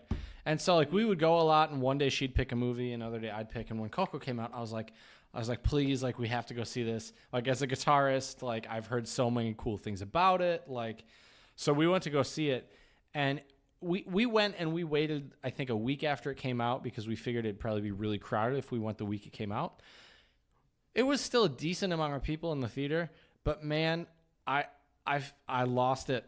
Lost it Not towards a the dry end. eye in the theater. Well, I don't know. I feel like I was one of maybe a couple other people that were crying. My girlfriend actually held this together pretty well. Really? Yeah. I was just about to say, before you said that, if you didn't cry at the end of that movie, you're a robot. All right, well, oh my God, I'll have to spread the word. I'll tell her she's a robot after this. That's hilarious. But yeah, that was a great movie. But- and I think that it does seem like a beautiful way to celebrate it, because it does seem like a more of a celebratory thing. And it's the idea of bringing not just one person that died, but bringing your entire family together. Right. Because at least in Coco, which is what I'm basing everything I'm saying right now off Right. of, they would have like the entire like grandparents and great grandparents on the wall. It wasn't just like Right. the last Aunts person and that died or uncles, something like that. Everybody, Yep. yeah. And yeah, but I also have to say, I'm not trying to spoil anything for our listeners out there if they haven't seen it, but I can tell you the reason why I cried at the end was I used to play guitar for my great aunt when she was older, and it was really funny, dude. I'd bring my classical guitar and I'd play her like Spanish pieces and like some Bach and some classical stuff, right? And every time I'd play it for her and she'd fall asleep, like every time. And then of course my mom asked me to play at her funeral. And I've played at a couple of my family members' funerals, and I think I hate to say this, but I don't think I will ever play another family member's funeral, because it is so difficult. Because the whole time I was playing, I was more or less fine at the funeral, right? Mm-hmm. And when my mom had told me she'd passed, I don't know why, but I didn't shed a tear that day. I was obviously sad because I was very close to her, but I didn't cry at all. And I think sadly, at least American culture, we kind of try to, you got to be macho and not cry, right? I don't know if that's American. I think that's a masculinity thing. Yeah, I think you're right. I would agree with that. But anyways, and then of course, we get to the funeral, and then they start playing Amazing Grace on the organ, and I don't know what it was, man. I think it's just the power of music. I lost it. And then I kind of calmed down a little bit, and then it was like my turn to play, and my mom was like, yeah, if you could just say a couple words. I'm like fucking sobbing, dude. I'm like, I like couldn't talk, and I basically just, all I could squeeze out was, I used to play guitar for my Aunt Glad. That was all I could really say. And I'm sobbing. I made it through the piece, which I don't know how I did it. That's good. But I made it through the piece. And then afterwards, what I really have to, I wish I would have actually asked this woman her name, but she was the organist for the funeral. And she came up after the funeral and said, that was so astounding watching you play that piece, and you played it so well. And she said, I've had to play in funerals for my family members, and how hard it is to play while you're mourning and while you're crying. And I also, especially playing stuff that you played for your aunt. Right. It's not, you're not Exactly. just playing like Amazing Grace or whatever. Exactly. And I played like a finger style version of No Woman No Cry at my uncle's funeral, and I just butchered it. Butchered it because I just couldn't do it. It was so, yeah. But anyways, let's talk about You're done with that. It's enough about me, enough about American culture with death. Let's talk about some other culture. So obviously Mexico is, I think, very, very famous for Day of the Dead, Dia de los Muertos. Which I think is a great celebration, having the altars or the ofrendas. Another thing that I think is also interesting is the idea of the alebrije, which is like your spirit animal that takes care of you on your way to the other world. And they also have those in Coco. And I found... Do they really? Yeah. Yeah, the alebrije was like the ants, like crazy jaguar-looking thing. And Coco's dog. Yeah. Those are the alebrijes. Right. Like those green and red. Exactly. And, yeah. But I actually found out... That giant tiger thingy. Exactly. But I actually found out that these didn't become a part of Mexican culture, I think, until like the 1940s, because a Mexican artist he was like really sick with a fever and had these hallucinations of alebrijes, and that's kind of how it started, I guess. Now they do look like straight up hallucinations. They do, like when you see them in the movie. Exactly. But I like the idea of having a spirit guide. I think that's really cool. Yes. You know. Yeah. But yes. Yeah, I like that too. So, what other cultures do you want to share with our listeners out there, Jared? Let's do Japan real quick. Okay. So Japan has an issue with space. Right. I mean, it's a very populous city or country, right?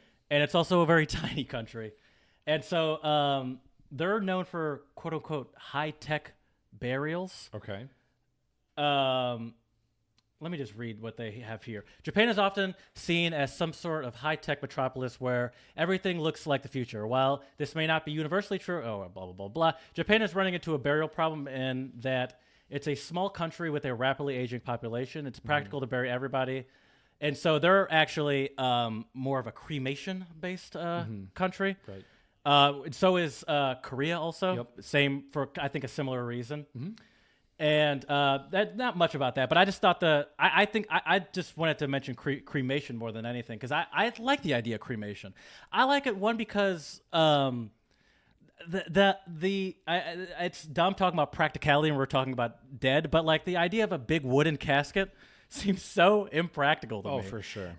Especially like, and I like the idea of cremation too because it seems even. Once again, I'm sorry, but a more convenient way to be able to have that person with you all the time. Sure. You could have that urn in your house or travel with it if you really wanted to. Absolutely. Yeah, if you're a weirdo, you could travel with it. Right. Or I guess people do that. They have like little lockets and necklaces with. That's kind of where I was thinking. But right, yeah, I was thinking about a full urn. That would be a little odd. Or having like a coffee, like Folgers coffee thing. Oh, yeah. Due date. Exactly. The other thing, though, too, speaking of like you mentioned Korea, I guess apparently I did a little research and I was just about to say that. This, go ahead. This website called Country Navigator, they note that cremation is becoming commonplace nowadays, obviously for numerous reasons, especially space. But they also say there's a trend to have the ashes of a loved one refined and turned into colorful beads. Mm-hmm. You don't wear these beads, but if you visit a Korean home, you may see these beads on display, and they are likely to be the ashes of a loved one of the homeowner. I really like that idea too. I like that too. I like that a lot. They also, it's interesting. So South Korean burial beads, I saw that, and apparently a law passed in 2000 that requires anyone burying a loved one to remove the grave after 60 years. Okay. For a space reason. Right. So with that being said, obviously just start with the cremation, I would assume. Right. That seems a lot easier. Yeah. An interesting thing about death in Chinese culture, I don't know if you know this, but actually white is the mourning color of China. I also believe it's the mourning color of quite a few countries in the East. I have, yeah. Okay. Like I also saw go ahead. I also saw a picture of a Cambodian funeral, and they were also wearing white. In India, I believe mostly Hindu cultures, white is the go-to color also. Right. And I think Muslims, when they have any type of death, I believe they wrap the body in white as well. Yes, yes. I saw that too. The color thing is, we'll get to the color thing. There's one more, or at least there's a couple more, but definitely one more I wanted to mention. But there are a couple more I have that would be interesting to talk about. Okay. Have you heard about a sky burial in Mongolia or Tibet? I'm kind of, but can you elaborate a little bit? So it's a Vajrayana Buddhist thing, which is a sect of Buddhism, I'd assume. Right. I'm not familiar with it. In Mongolia and Tibet, in Mongolia and Tibet, it's believed that the transmigration, they believe in the transmigration of spirits after death, that the soul moves on while the body becomes an empty vessel to return it to the earth. The body is chopped into pieces and given to animals, right? Like, essentially, it's placed on a mountaintop and it's exposed to the elements, just bare bodies, not bodies, body. And it's given back to the earth and given to animals and vultures and stuff. And they've been doing it for apparently thousands of years. And 80% of Tibetans today still choose to have their ceremonies that way. And I like this too because, as I mentioned before, I think there is some sort of weird connection to the body that we have after someone dies, and that's why people still have these ornate caskets that you put a body into that then just sits there for hundreds of years while your body is already gone. The casket is still there, Right. and so I think that it's a little more pragmatic, but I think it's also an interesting view at how we view our bodies in comparison to, like, our body is, according to the Mongolians and the Tibetans, the body is almost, who cares? It's like, yeah, that's just another part of Earth, like a tree or the grass. So we're gonna put the body back where it belongs. Exactly. And by doing that, the part that really matters, the spirit, will be freed to, I don't know, do some spears. Right. Right. Well, we obviously don't know what the spirit does. But the body doesn't really matter. Right. And I think that's also a very Buddhist thing as well. That's a Buddhist belief for sure. Yes. But I agree. I like the idea of your body going back to earth, which is why I think the way I might want to have my body be handled would be, have you ever seen like the where they can now, I think they cremate you and then they put you in like basically you become a tree. Yes. Which I think is also kind of cool. Yes. I like that idea of, because I mean, yeah, our bodies eventually, when they're not of any more use to us, they put them back in the earth. And if you just put it, in a casket, it's like I would rather give my body back to the earth in some way. I know that sounds like a super hippie thing, but you could be in like your grandkid's backyard. Exactly. And every time they see that tree, it's like, that's Grandpa. Right. We actually did that. I know this is kind of weird, but we actually buried all of our, well, I think they were all cremated, but we put our cremated dog's ashes underneath a pear tree at my parents' house. Oh, that's nice. Yeah. And the pears are actually pretty good. Delicious. Yeah. So there you go. But yeah, so I don't know. It is interesting how different cultures, obviously different faiths as well. Yes, a lot of this stuff is based in religion. Oh, for sure. Have you heard what they do in Ghana? I have not. Ooh, all right. Well, let me tell you about this. So in Ghana, there's also another belief in the afterlife. But now there's apparently a relatively new tradition of elaborate coffins which illustrate the interests, professions, or status of the deceased. And also as a way to see them off into the afterlife. So, for example, and this is on this Country Navigator website, a coffin may take the form of an airplane, or a Porsche, or a Coca-Cola bottle, or an animal. Hey, by the way, for the listeners, Google just Ghana and coffins. Ooh, and, what pops up? There's a pen. There's a airplane. Coca-Cola bottle, okay. Marlboro, cigarettes, yep. Chili pepper, tennis shoe, a pig for some reason. Mm-hmm. Maybe they were a pig farmer. Oh yeah, maybe. Pickup truck, a lot of airplanes. Okay. Butterfly. I wonder what the airplane represents. Dress shoe, like to cell travel? phone. Yeah, maybe they were a pilot or something. Right. Who knows? These are awesome. Like, this is art. You could put this on your like front lawn or something. I don't know. Right. But what they also say about Ghana is, well, first of all, these coffin makers are highly sought after. And like you said, they're regarded as important artists. So there you go, Jared. I mean, yeah, it definitely does. Right. This one is a camera. Jeez. That's crazy. It even has Nikon written on it. Oh, wow. So do you know, do they bury those? I have no idea. It doesn't say. Because it almost seems like a waste of coffin. I would imagine they bury them, but I could be wrong. They could maybe use the coffins for the funeral and then something else. But the other thing here, Jared, it says, according to this website, it says, funerals are enormous affairs, often costing more than weddings, and are advertised on billboards so no one in the community misses out. So once again, we see a theme of people celebrating, right? Yeah. You want everybody in the community to come and celebrate, which I think is great. And here it says, in other parts of Africa, funeral rituals have evolved from the blending of Christian, Islam, and traditional practices. In southern Africa, like Ghana, funerals are enormous affairs involving entire communities. The death is usually announced on the local radio station, and the mourners will gather over the coming days, coming from surrounding villages and further afield to pray and sing.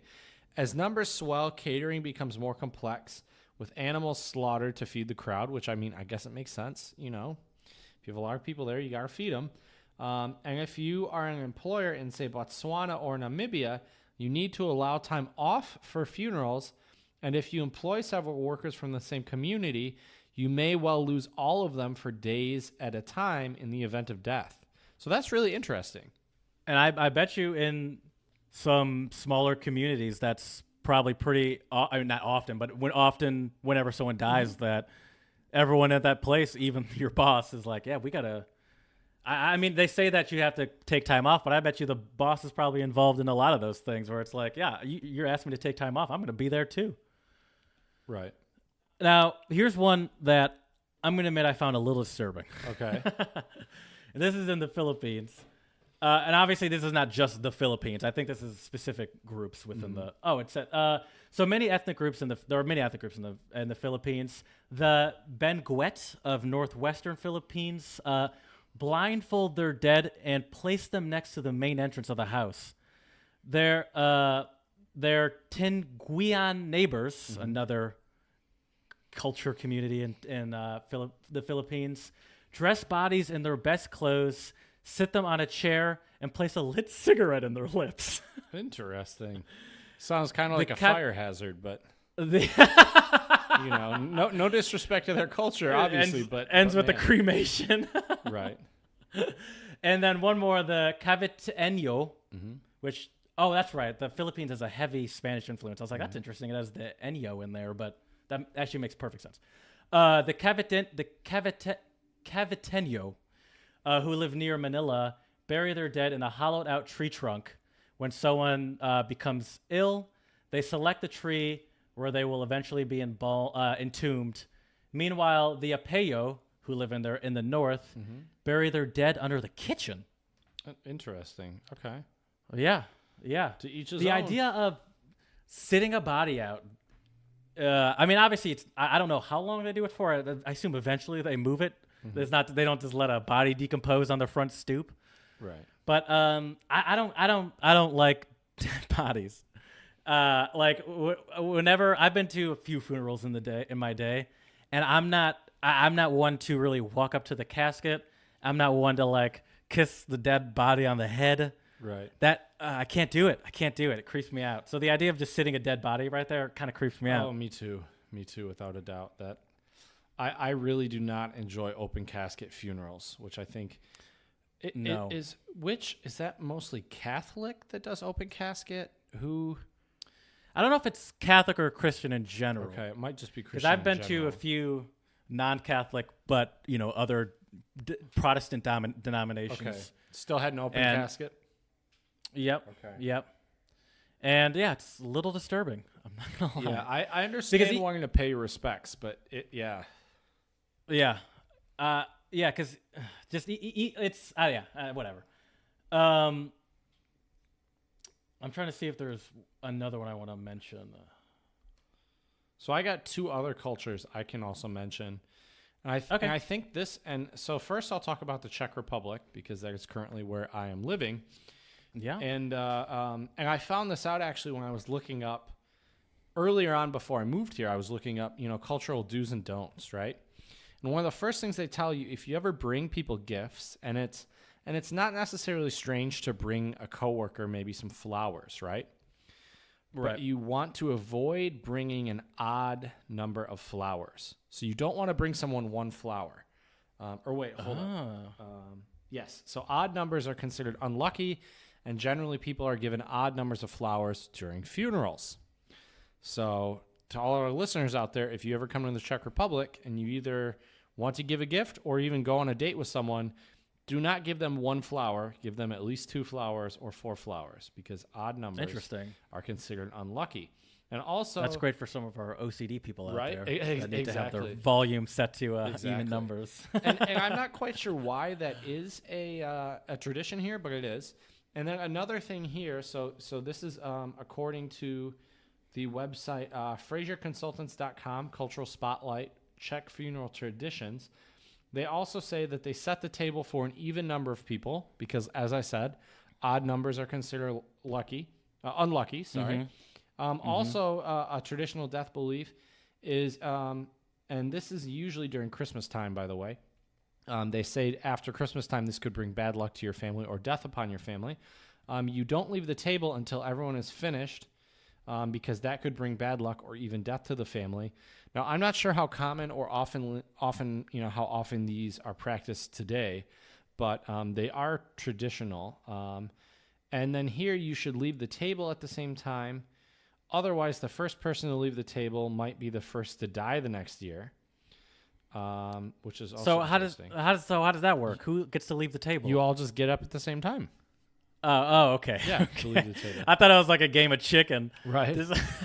Who's gonna die next? Right, exactly. Not me. But see, not me. what's interesting, we talked about religion a little bit and faith during this podcast, and it does play a very large role in how death is celebrated and the thoughts and beliefs of what happens after you die, right? But what's interesting is most of the Czech Republic, as I've mentioned before, is atheist or non-religious. In 2011, 79.2% of the population identifies as either undeclared or no religion. So secular funerals tend to be common among families. But some Czech families, it seems, may not even have a funeral service. They some may not believe like right. Some may not believe in the afterlife. So these funeral services tend to focus on life achievements.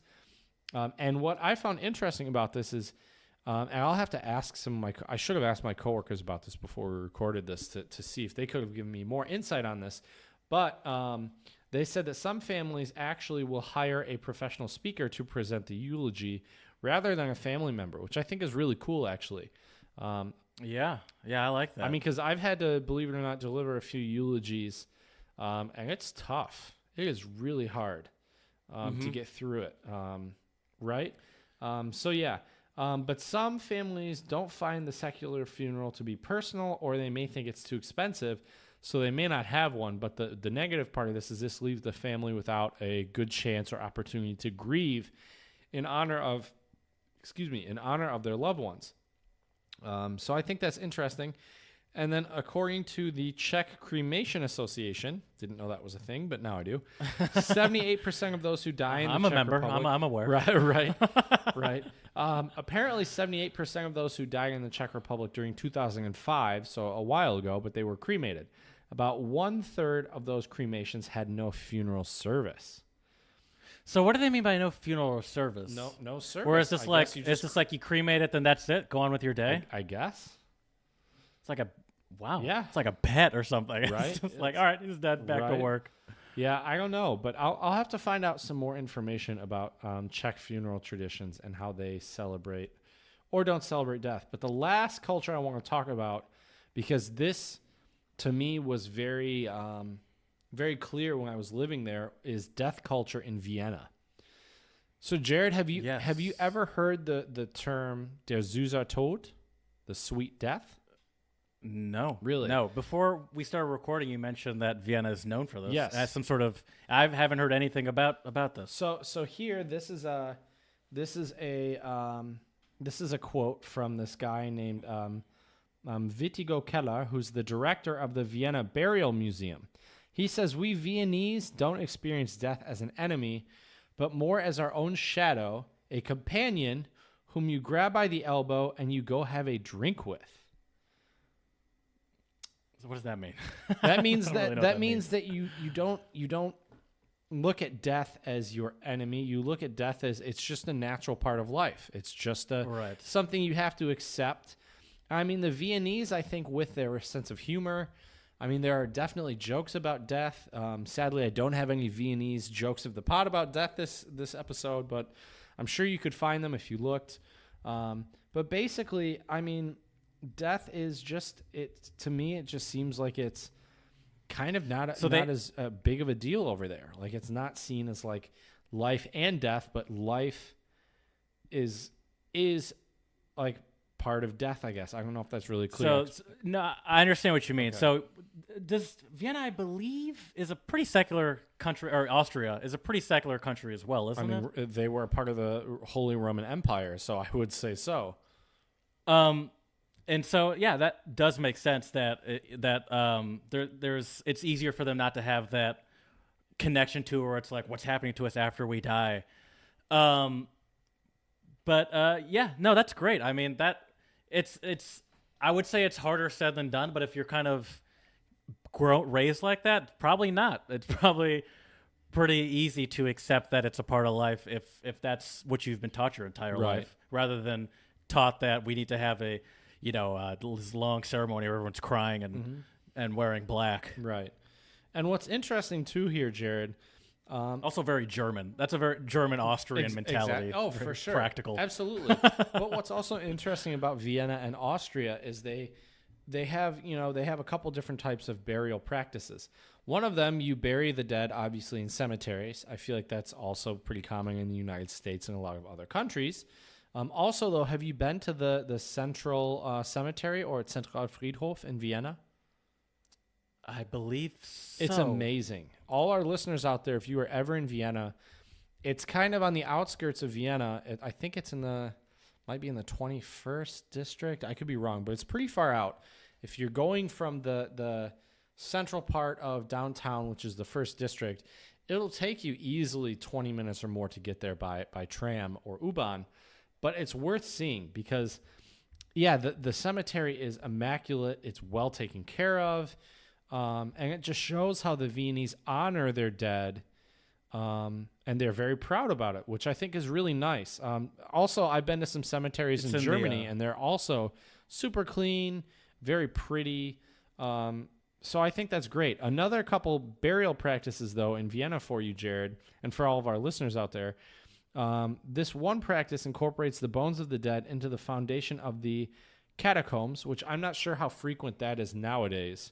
But I know back in the day that was way more common. And then if you are an aristocrat or of nobility, there's a practice of the heart burial where, and you actually, if you go into the Kaisergruft or the Kaiser tombs, you can actually, the hearts are in a separate like urn, and the bodies are in a different casket, which I think is interesting.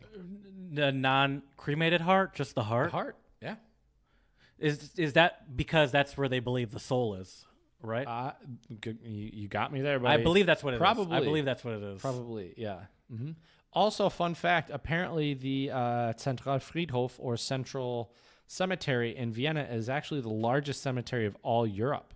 And it is the final resting place for 3 million people. Whoa. Isn't that crazy? Whoa! Oh, by the way, it's also in Simmeling, which is the 11th district. Oh, 11th. Wasn't even close there. Okay. No, it is pretty far out. It is, though. Yeah.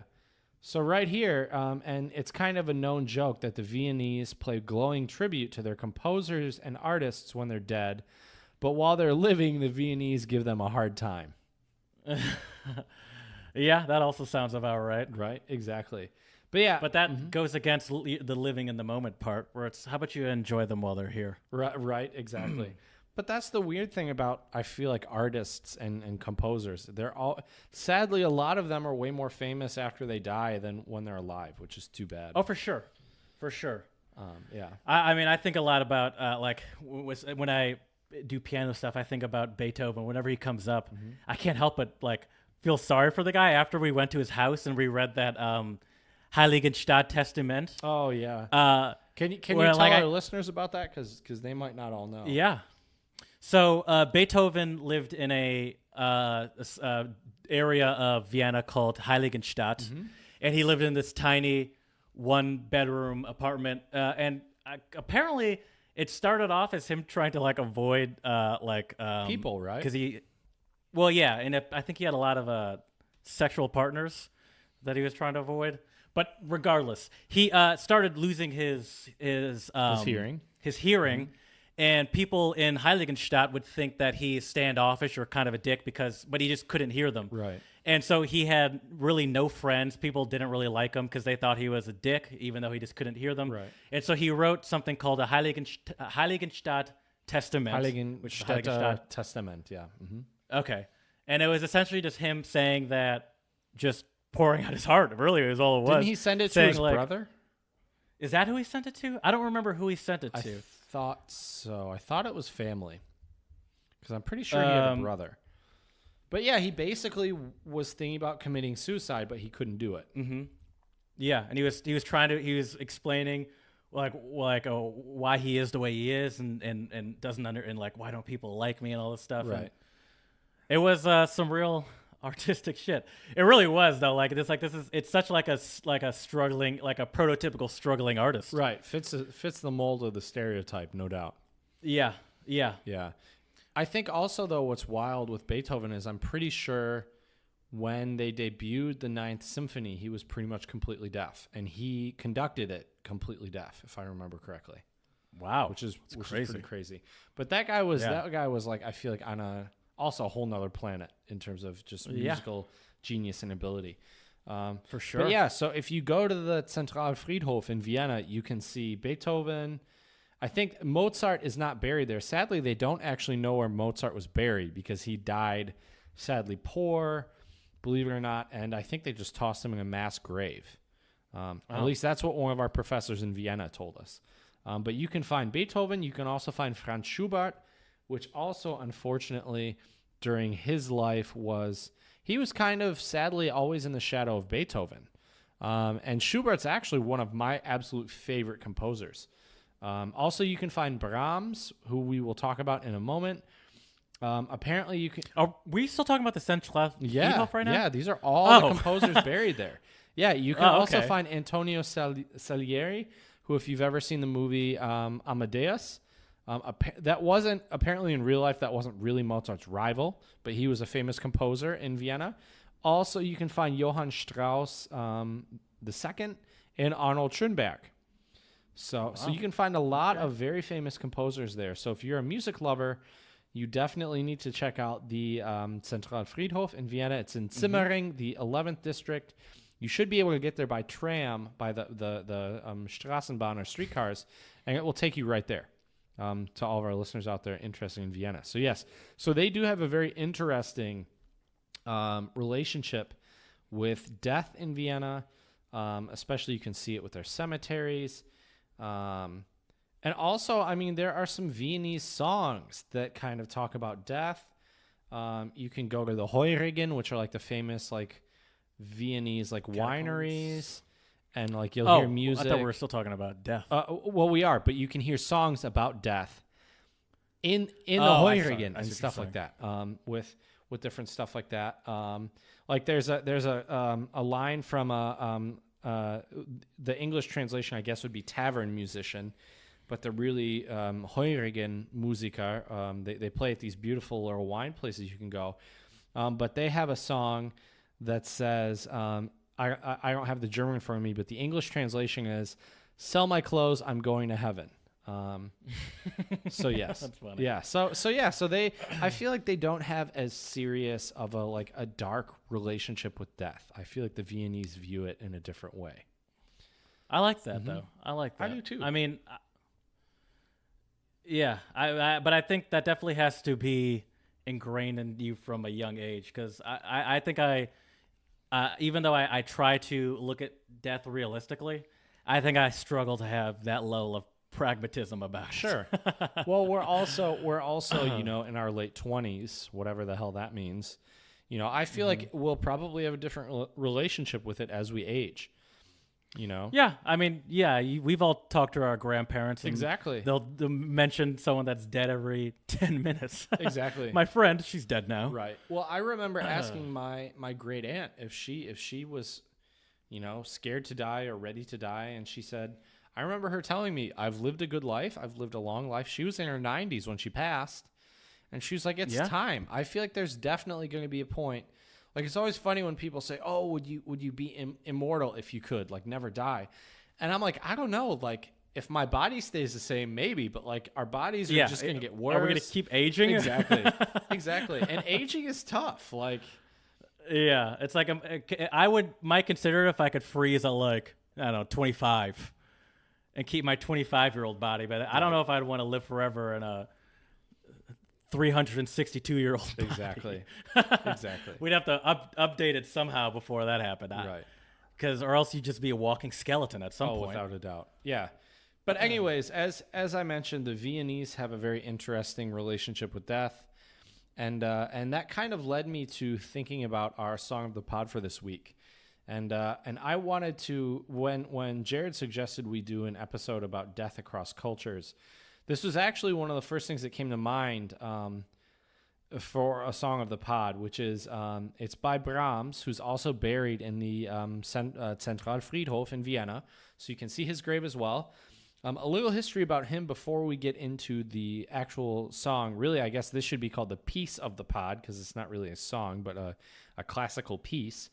And Johannes Brahms was the director of the, I believe, of the Wiener Musikhaus or Konzerthaus. But he was actually German. And he was also raised Protestant, although later in life he said he was not a very religious guy. But he was more known in Vienna as a director than a composer, although he had composed music beforehand. But this song of our pod for this week is called Deutsches Requiem, which just means German Requiem. And we actually, there are 7 movements in this piece, but we decided to go with the first one, which in my opinion is one of the best. And the title is Selig sind, die da Leid tragen, which means blessed are those who who suffer, basicly. Or blessed are those who literally carry the suffering, I mean, if you were to literally translate it. I would say wear the suffering. Oh, that's good. That's better. Good call, Jared. This is why I keep you around, my man. But yes, so first of all, before I get into the history of the piece, what are your initial thoughts of it, Jared? Because I sent it to you. I'm assuming you gave it a quick little listen. What are your thoughts? I did. Well, it makes a little more sense now. I didn't know what Selig meant. I mean, I could have Googled it. I don't know why I didn't. But I didn't realize that word was suffering. No, Selig is blessed. Oh, excuse me. Leid is suffering. Yeah. Right. I didn't know. Excuse me. I didn't know Selig was blessed. But it is. I mean, the suffering part of it, you can hear it. It's a very, very slow piece. It's a lot like it's not mellow's not the right word. Right. Mellow's never been the right word to describe a classical piece. Right. But yeah, it's very somber, and I liked it. It was beautiful. And the one you sent me was even recorded at the Wiener Staatsoper by the Wiener Staatsoper Chor, the Viennese State Opera Choir, and also the Wiener Symphonica, the Viennese Symphony. Thank you. Right. Yes. So this was his 45th work, Opus number 45. And Jared, do you have any guesses why he called it Ein Deutsches Requiem? No, but that's mainly because I don't really know what a requiem means. Well, I'm more concerned about the word Deutsches. We say requiem or requiem in English. I mean, this is translated to a German requiem. So, or requiem. I'm probably not saying it right. Requiem. It's a tough word to say. But so this actually refers to. I think some people, I don't want to mislead our listeners, which is why I asked.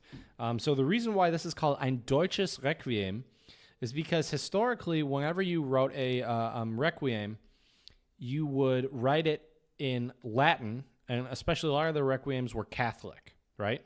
Like if you look at any Mozart requiem is in Latin. You look at other ones by Berlioz and other composers, they're all in Latin. So this was one of the first ones that was actually written in German. So I think that's important to mention. And also, if it's written in German, that also means that you're not using the holy scriptures of Catholics. And as I mentioned when I was talking about Brahms, he was brought up Protestant. So he actually picked very carefully which passages to use in his requiem. So we're talking about the first movement. There are 7 movements, and actually when this entire requiem debuted, there were only 5, and he added 2 later, which I also think is interesting. But for all of our non-German speaking fans out there, this is an even better translation, Jared. Blessed are they who bear suffering. There you go. Yes. Even better. Yes. And so that actually comes from Matthew 5, chapter 4, right? It's 5:4. Would that be 5, chapter 4? Chapter 5, verse 4. Thank you. Sorry, I'm not a big Bible guy. So Matthew chapter 5, verse 4, which is blessed are they who bear suffering, which is the first part of it where they say they sing it very slowly, selig sind die da Leid tragen, and it's beautiful that the harmonies in the choir are just, yes.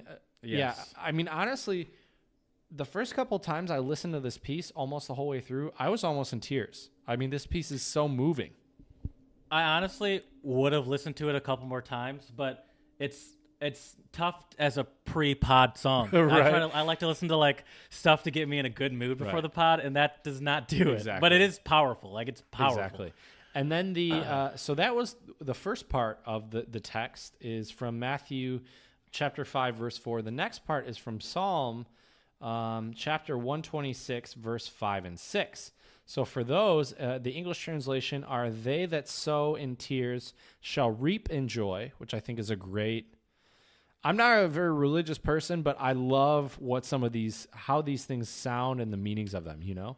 But you don't have to be a religious person to be able to see like the beauty in the Bible and the words written in it, because it is beautifully written. Exactly. And what's interesting too with this is then it ends with, again, blessed are those or they who bear suffering. But what's cool about this piece, Jared, sorry to get my music nerd on a little bit, but I want to talk about the theory of this a little bit. So the piece starts in F major, and if you look at the actual, I've looked at the score before, and if you look at the actual musical score, what it says on there is ziemlich langsam und mit Ausdruck, which means rather slow and with expression. So I think that's good to keep in mind. And then it shifts to D flat major during the Psalms chapter 126 verses 5 and 6. Then it goes back to F major, which I think is pretty cool that it doesn't stay in one key. And the first movement is about, at least if you watch the video that we'll be posting on our Twitter, it's about, I think, 11 minutes or so, somewhere around there. Yep. But what's interesting about this piece, though, Jared, let me give you a little bit of the history of it. So, and this is kind of, this is a little debated between musicologists and music theorists and historians, more the historians, I guess. But some people attribute the loss of Brahms' mother. He was an only child and very close with his mother. Some people will tell you that's what motivated him to write this piece.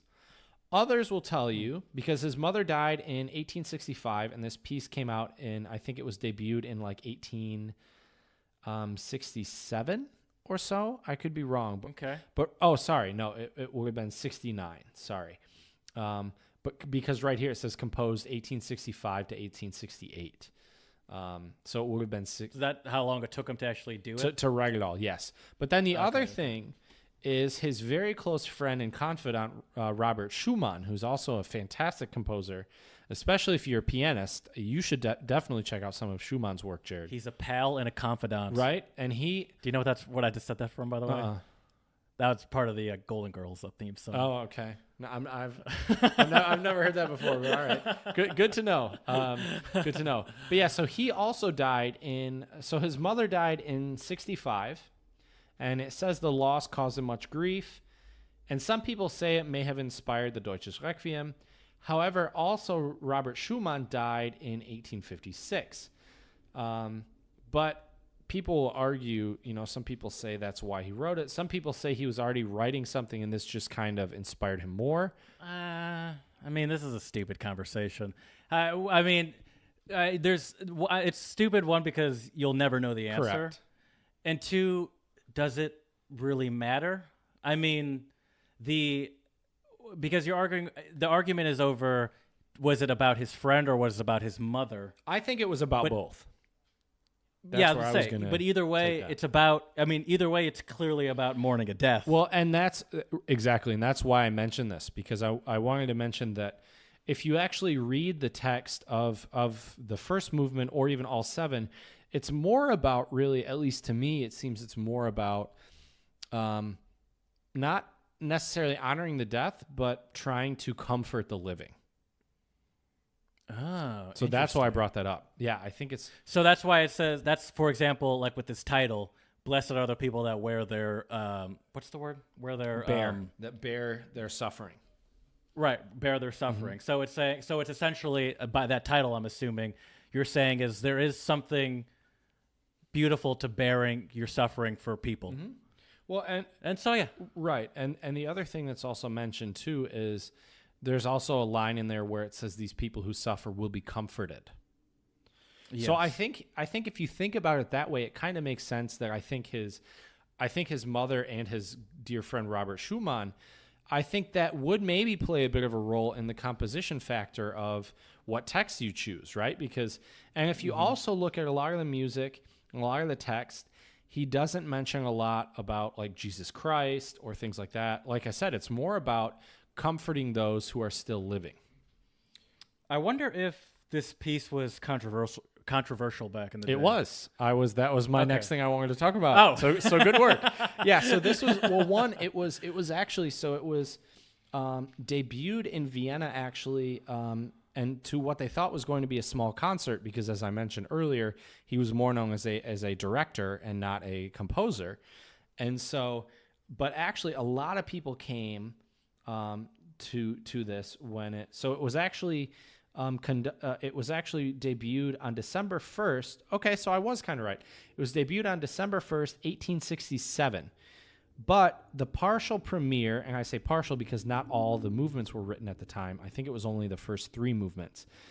Sadly, there were some sections marked that should have been piano forte, and they were played as forte or fortissimo.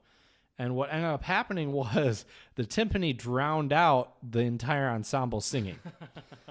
What's a piano forte? I mean, like mezzo piano, like a loud forte, right? Oh, well, a loud forte is a fortissimo.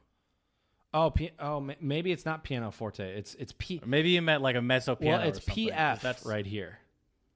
PF. Huh. I'm not sure. Sadly, I've not been up on my music theory in my music analysis in a while. But anyways, what it says here, though, is it essentially drowned out the rest of the ensemble. But yes, but then the first performance of the six movements were actually premiered in Bremen, where Brahms already really had a good reputation as a composer. And this was actually on Good Friday, on the 10th of April, 1868. And Brahms conducted, and Julius Stockhausen was the baritone soloist. This performance was a great success, and it marked a turning point in Brahms' career. So this was a very important piece for Brahms. But it did not receive an incredibly positive reception in Vienna, unfortunately. I think nowadays it does, and this piece has become very, very popular, and some of that is actually due to Schoenberg. Schoenberg wrote essays about the fact that Brahms was actually more of a progressive composer, although a lot of people did not consider him that at the time. So I think that's... But it's... Go ahead. It seems like the concept of writing a requiem, which is usually a Catholic thing written in Latin, writing that as a German requiem and not focusing as heavy on the Bible and more on, the grieving... That definitely seems pretty out there at the time. Oh, for sure. So I could definitely imagine some controversy being like, you're ruining this form. Exactly. Just imagine like people in like the late 1800s being like, you call this music? I mean, honestly, man, it's kind of like how a lot of people react to mumble rappers. Yeah, that's what I was thinking. Or like anytime, or like when rock first started or something like that. Right, or different styles of jazz emerged. People are like, oh, you're playing bebop? Like, what is that? Like, why are you playing all these notes? Exactly. You're 100% right, I would say. Brahms was the scatter of his day. Well, back then it actually would have been Wagner. There were kind of right, two you did, camps back yes. then. It was Wagner and it was Brahms. But that's another conversation for another time. So for all of our listeners Right. out there, check out Ein Deutsches Requiem. We will be posting the first movement on Twitter. It's a great piece. Don't listen to it if you're already in a crappy mood. Well, maybe do. Maybe it'll make you feel better. I don't know. Who am I to tell you when you should listen to music, right? Hey, you listen to the song when you want Exactly. Thank you, Jared. Exactly. Well, Jared, I think it's been long overdue that we do some jokes of the pod. to. This episode could use it more than anyone we've ever had. Exactly. Although some of these jokes are kind of dark. So That's okay. all right, Jared. The first one, and you probably know this one, but it's kind of funny, so I'll say it. Why do cemeteries have fences around them? I have no idea. I have not heard this one before. Because people are dying to get in. That's pretty good. All right, that's actually pretty good. Right? What did this is a custom made one for you, an original. Oh, I love the Right? chat originals. What did the coroner or the undertaker say to the new prospective employee? I don't know. Don't worry about losing your job. We'll never run out of customers. Well, I used to have actually funny enough, an economics teacher in high school that would always say that the funeral home business is one that'll never go away. Right. And they're not wrong, especially if you're in Ghana, make some sweet caskets. I know. I mean, but it might not go away, but I think we'll It'll probably, change. as time goes on, be using things like caskets less and less. Yeah, and- I agree. Also, on an unrelated note, apparently caskets are really expensive. yeah. Also, you can buy caskets at Costco. Did you know I that? did know that. That just weirds me out. Can you imagine if they had I'll get caskets at six Walmart? six caskets, please. Right? You'll get a Walmart casket. Oh man! All right, Jared, I got a couple of them for you. A Walmart casket. Right. I just imagine like the pallbearers carrying it, and one of the it just falls and breaks off. It's like, oh god, the handles broke. There's a Walmart logo keep the on the receipt? side. Right? Oh man! All right, I got another one for you. So Jared, do you know what the death rate is nowadays? No. It's one per person. Okay, I like that. That sounds like a dark dad joke. Right? Right. All right, Jared. Like I said, I got quite a few of these. So here we go. What's the difference between a bad golfer and a bad skydiver? I mean, well, a bad skydiver's gonna die. A bad golfer goes whack and then says damn. A bad skydiver goes damn and then whack. I like that. Oh, that's a good one, isn't it? Oh man, that's just too funny. All right, I got one that's more of a story for you, Jared. So this guy goes to the doctor. The doctor says, "I have some bad news for you and some very, very bad news." The patient says, "Well, you might as well give me the bad news first. The lab called with your test results. You have 24 hours to live." The patient says, 24 hours? That's terrible. What could be worse? What's the very, very, very bad news? I've been trying to reach you since yesterday. That's what the doctor says. I've heard that Okay. one before. I do like that. This is also a funny one. I could see you maybe pulling this. Maybe you wouldn't. I don't know.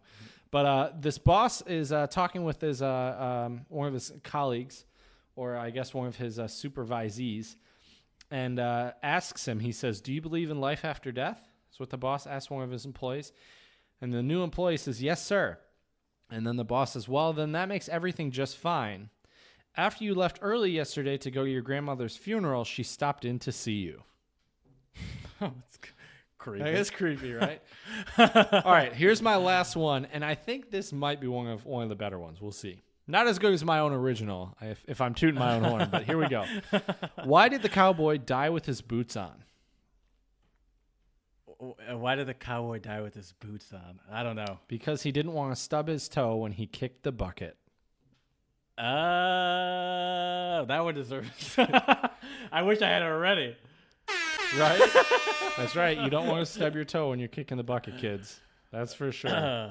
Well, Jared, Yeah, those eat those those, are my corny jokes. I figured since I hadn't given our listeners some jokes in a while, have to bring quite a few to the table. So I hope you all enjoyed those. Especially after the death episode. Right? No kidding. I feel like, though, too, a sense of humor sometimes is what we need, in hard times, when you're grieving or... Yeah. And I was talking to a British guy one time, and he said that he truly believes World War II shaped British humor because of all the death and loss.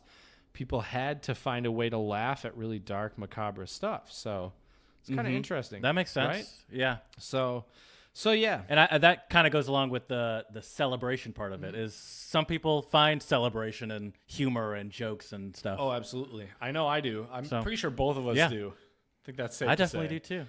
Yeah. Well, Jared, it's come to that time, the end of the pod, and I want to leave all of our listeners with a quote. And our quote of the pod is from one of the Roman emperors, Marcus Aurelius. And the quote is, "It is not death that a man should fear, but he should fear never beginning to live." I think I legitimately fear that. Right? It's a good fear to have, I think. I think about that a lot, and let's make this clear. I like my job. I think about this a lot sitting in a cubicle all day, where it's like this can't be what it is. Like, this can't be the next 40 whatever years. Right. And it doesn't. And once again, even though I like what I do, it doesn't feel like living to me. Well, it just feels like I think work in general is surviving. Exactly. Well, it's just a part of life. Yeah, but you can also work and